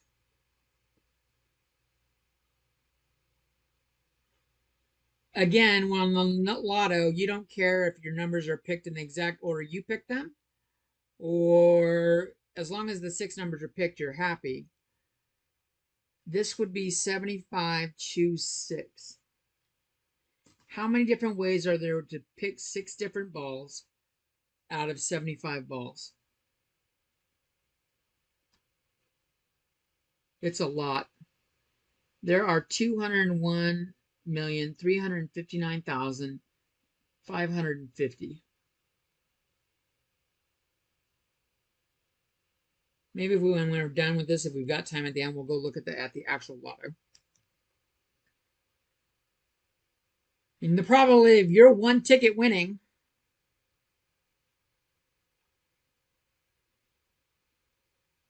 is going to be 1 over that value.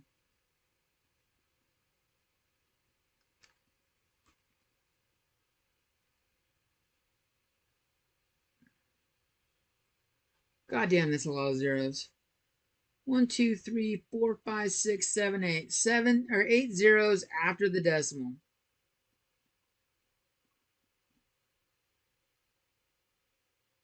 Or if we do 6%. If I switch it to a percent. Your chances of winning the lotto aren't good. I don't think it's 75, choose 6. We'll look at the mega at the end. Actually, let's just look right now.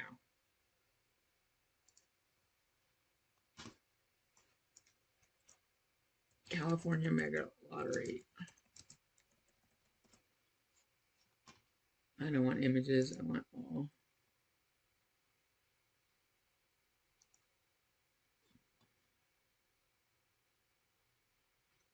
And how to play.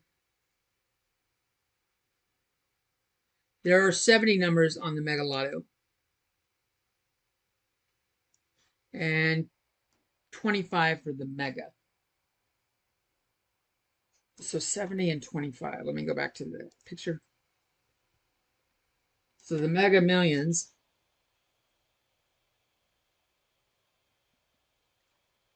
There's 70 balls for the main category, 25 balls for the Mega category. You have to choose 5 here and 1 here.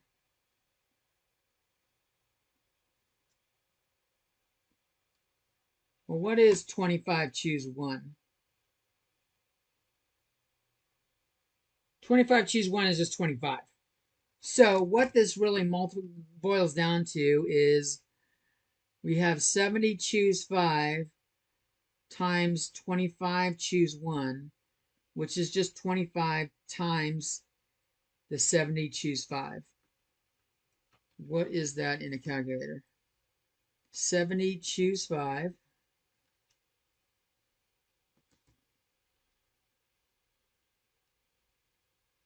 Times, times 25. So there are 302,575,000. This is even worse than the example I gave above.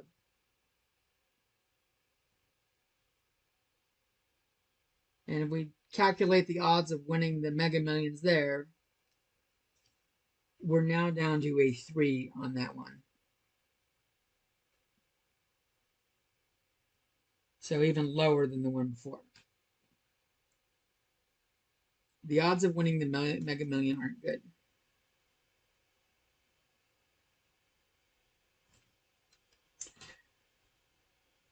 Okay, so another example that kind of is helpful.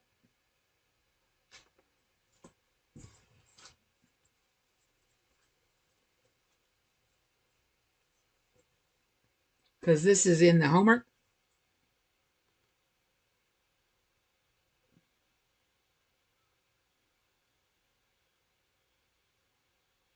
Or there's examples like this. If you need that up longer, let me know. Move it.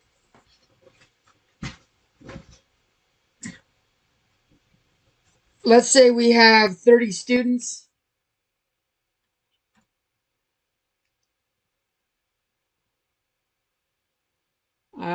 And we're just going to use binary categories because it makes this easier. I realize that's not how life comes.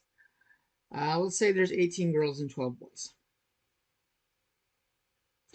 And we want to choose four people.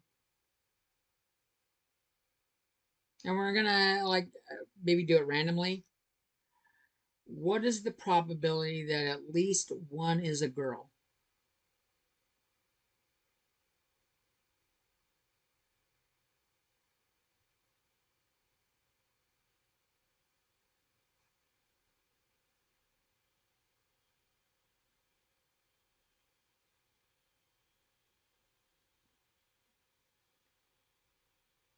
So how many different ways could we set this? How many different options are there? We could choose 0 girls. We could choose 1 girl. We could choose 2 girls. We could choose 3 girls, or we could choose 4 girls. That's my sample space, as they like to say in the stats lingo. At least one is a girl. At least one means 1 or higher. This is at least 1.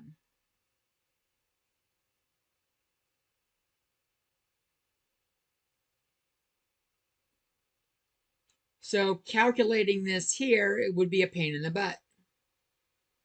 I would have to do probability of 1 or 2 or 3 or 4.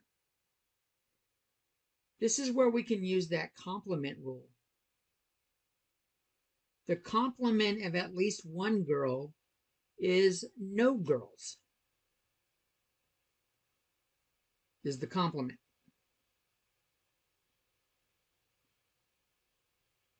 Because it's that category right there. There's no girls. And we know the rules of complements, if you remember from previously. The probability of an event plus the probability of the event's complement is 1.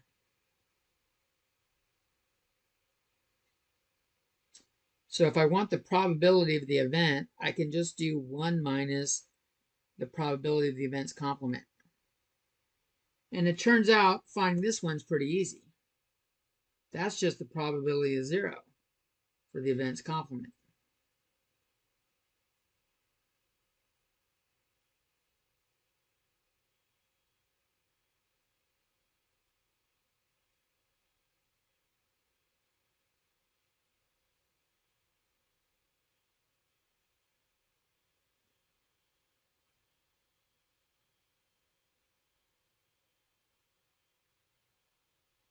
Here, the order we choose the boys matters because they have names.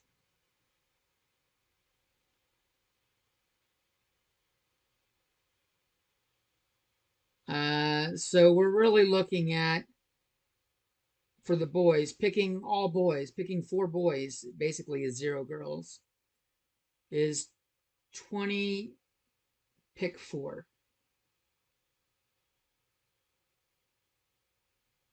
But that's not the probability. This just gives us an amount. We need to divide by the total number of outcomes. And the total number of not 20, 18, sorry. I said 20. There's 12 boys, not 20. This is ways to pick 4 boys out of 12. And then if we want to make it a probability, we got to divide by the actual amount. And there are, out of 30 people, 30 students, there's 30 pick 4 ways to choose 4 boys out of 30 students.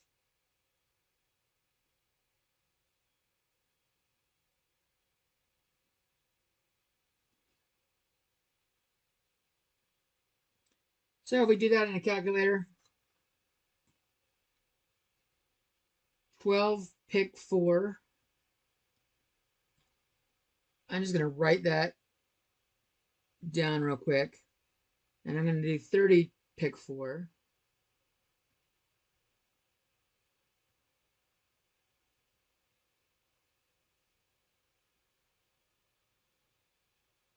And we want 1 minus that.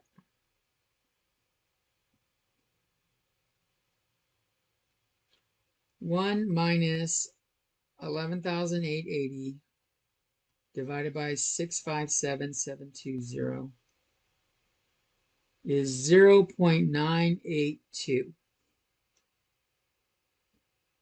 And I didn't need to switch to that. I could have gone straight to the NPR button.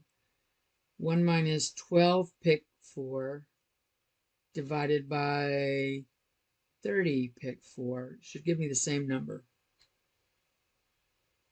0.982.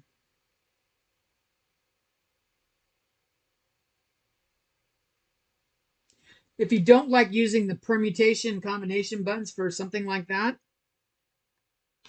the other way of looking at this, and I'm particularly fond of it, how do we pick 4 boys?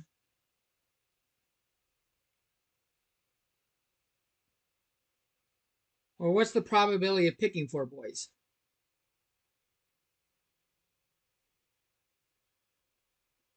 That's the probability that the first equals a boy, and the second equals a boy, and third equals a boy, and fourth equals a boy. But we're already picking people, so we can't just do the multiplication as is. This is more of a, this uses the stuff we did in the last section with the F given E, like the probability of picking a boy if the first was a boy. The easiest way of doing this is just looking at each category individually and going and reasoning it out. If we reason it out, we can use the general equation for multiplication.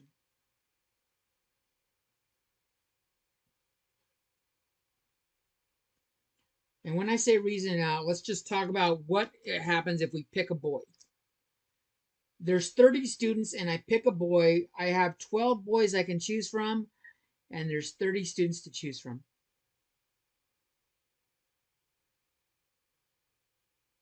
When I go to pick the second one, there's only 11 boys left, and there's 29 students left.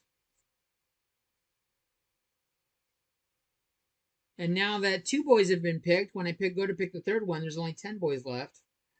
But we've picked 2 students out of 30. There's only 28 students left.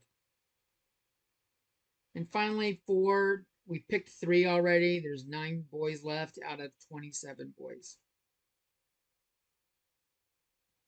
So I could do the same thing by doing 1 minus that. This is the probability of 4 boys without the NPR. And you'll see that it shows up in there, that like the 12 times 11 times 10 times 9.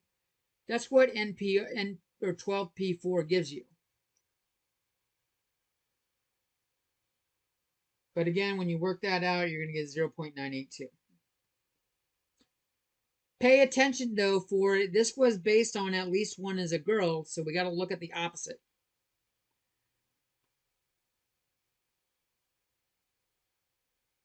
I didn't finish one of the sections I wanted to cover.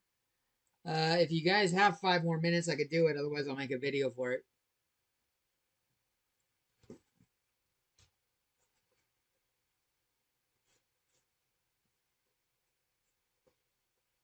Since no one said anything, I'm going to assume you've got time.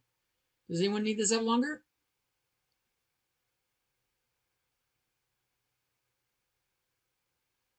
Okay. Everything we've been doing was distinct objects, individual people, stuff like that. What happens when we have non-distinct objects?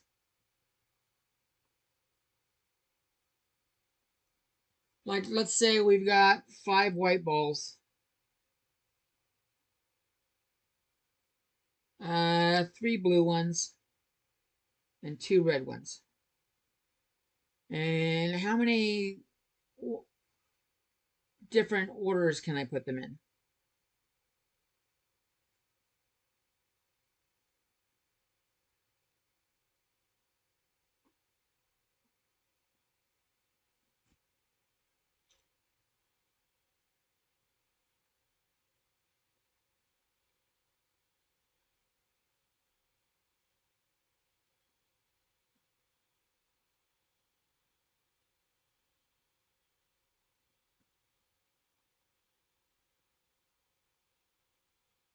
So I'll do the blue ones first because I got a blue pin.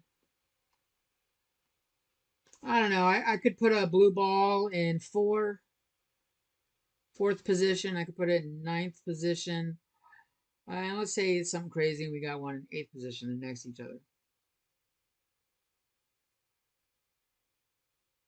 I have 10 positions and I'm choosing 3 of them.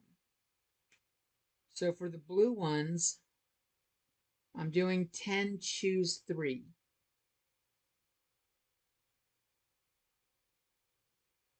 When I go to the red ones, I've only got 2 red ones, and let's just pick a spot. Let's say 2 is red and 6 is red.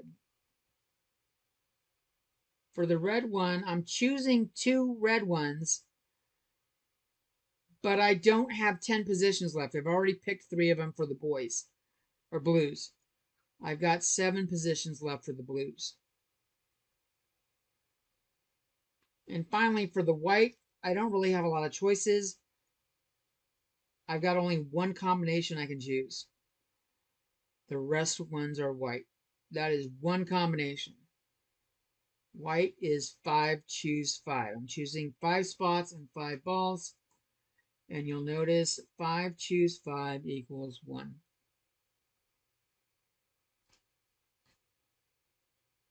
So if I want to multiply these together,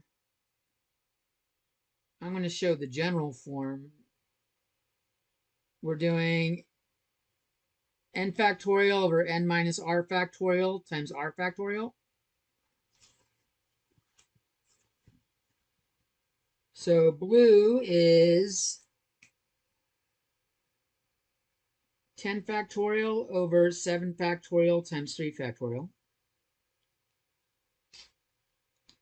Red is 7 factorial over 5 factorial, 2 factorial. And white is 5 factorial over 5 factorial, or 0 factorial, n minus r, 5 factorial. What I didn't tell you earlier about factorials, 0 factorial is defined to equal 1. It doesn't follow the pattern. We wanted a general pattern. And the only reason we need a 0 factorial is for situations like this. But you'll notice a bunch of stuff cancels out. If I don't calculate everything, I just cancel it out. I could cross out this 7. Let me give you a second to write those down before I start canceling stuff.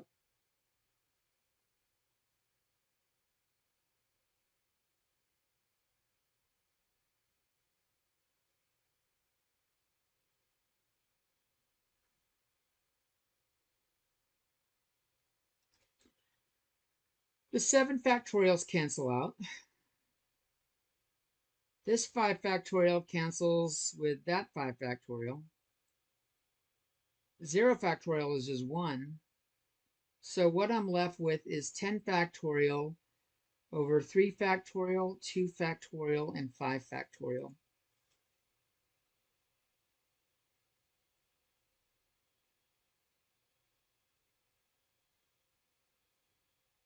And if you look at our options at the top, we had 5 white balls, 3 blue, 2 red. This was the white cat factorial. This was the red factorial. This was the blue factorial. And this was the total number of balls factorial.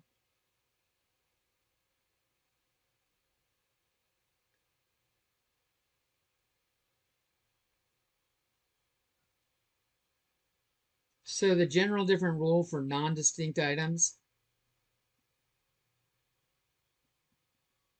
and this will not be on your test, but it's worth knowing in case it pops up.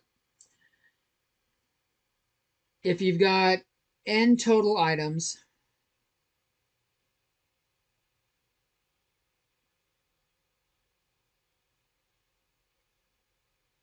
with k different groups,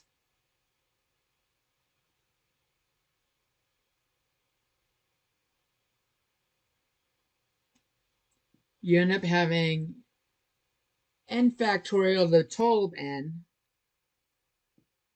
divided by like an n for each of one of these groups. So like n1 factorial, n2 factorial, you're multiplying these all out until you get to nk factorial. And each of these just depends on how many are in each group. So we had 3 groups, n1 factorial, n2 factorial, and 3 factorial. And this matched up with n1 having 3 options. So 3 factorial. n2 happened to have 2 options by chance, and the third group had 5 options. So you just put them together like that. And it's not on the test. I don't think there's a homework problem on that one, but it is worth knowing how to do it. And that will be it for tonight. Go ahead. Oh, sorry. Move it up to the top a little bit.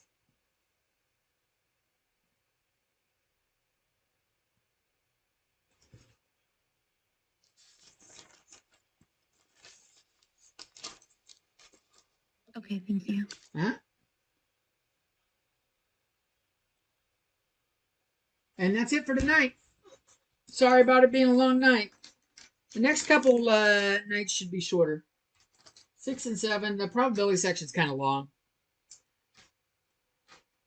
Next couple nights will be shorter, and we're using StatCrunch when we get back to chapter 6, so it's all good in the neighborhood kind of thing. Can you go back to the Mega Millions page? Or I cannot. I've erased it. What would you like to know? I can redraw it. oh, it's fine then. It's okay. Well, it was easy to do. I remember the stuff. Let me wipe off this whiteboard real quick.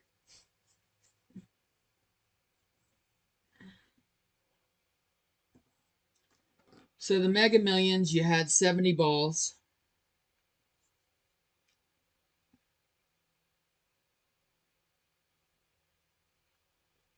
You 70 balls, choose 5.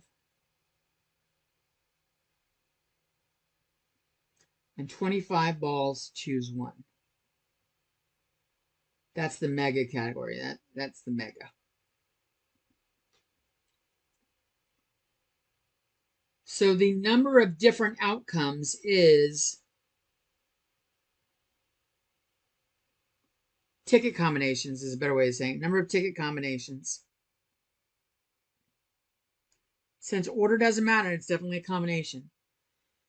We're going to do 70, choose 5. That represents the first 5 balls. And then the mega ball is 25, choose one. Oh, those look like C's. Maybe I'll use bracket.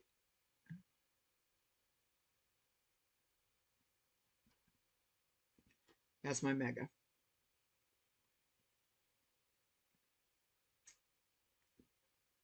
You will find that if you have n choose one, it's just n.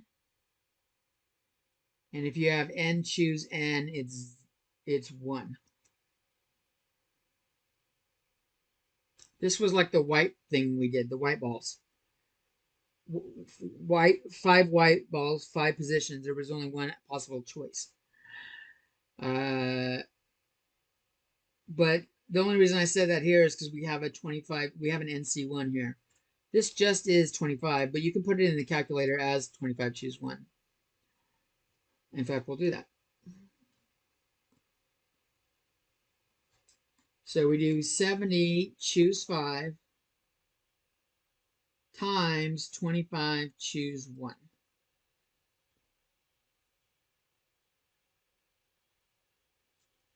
There are, for ticket combinations, 302,575,350 combinations. The probability of one ticket winning, or if you bought one ticket, it winning, is going to be 1 over that.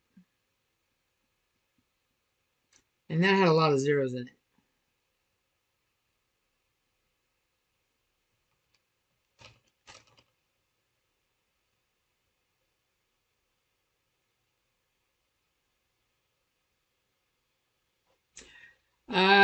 Later in chapter, is it 6?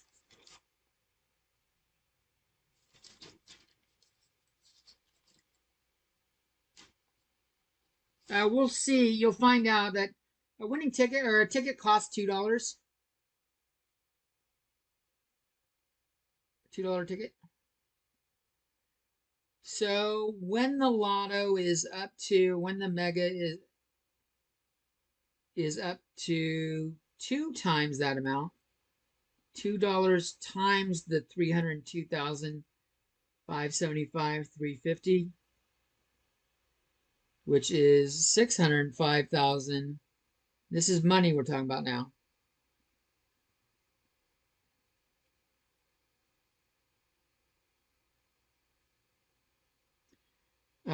We will call it, when it's above that, you are getting better than 1-to-1 odds.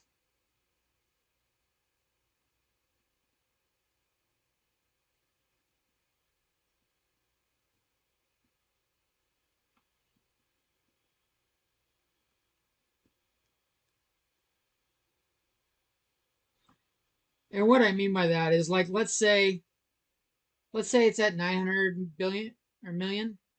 Ah, fuck it. Let's go 1 trillion.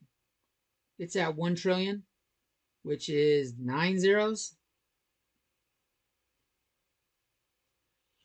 If you could conceivably buy every single ticket, all 302,575, 350,000, without buying duplicates, you would spend this much. But you would be guaranteed to have a winning ticket. Does that make sense? Spend this much guarantees a winning ticket.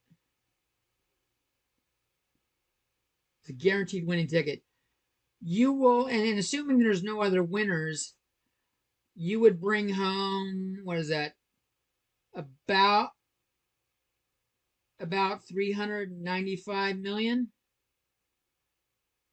I'm ignoring the numbers there. I'm just doing the 605. But it'd be about 395 million. So as long as the total prize is above the cost to buy every ticket, you have it's called positive expectation. That comes later. We're doing that in chapter 6 or 7. But it's good to know when the Mega Million is good. Anytime it's above 605,000 or 605 million, I go buy a ticket, even though your odds of winning are still this. Your probability of winning doesn't change. You're just getting a good positive expectation in terms of what you'll take home if you bought every ticket. All right. Let's call that a wrap. Anything else? I have a question about my math lab. Okay. Let me stop sharing and stop recording. And you can show me.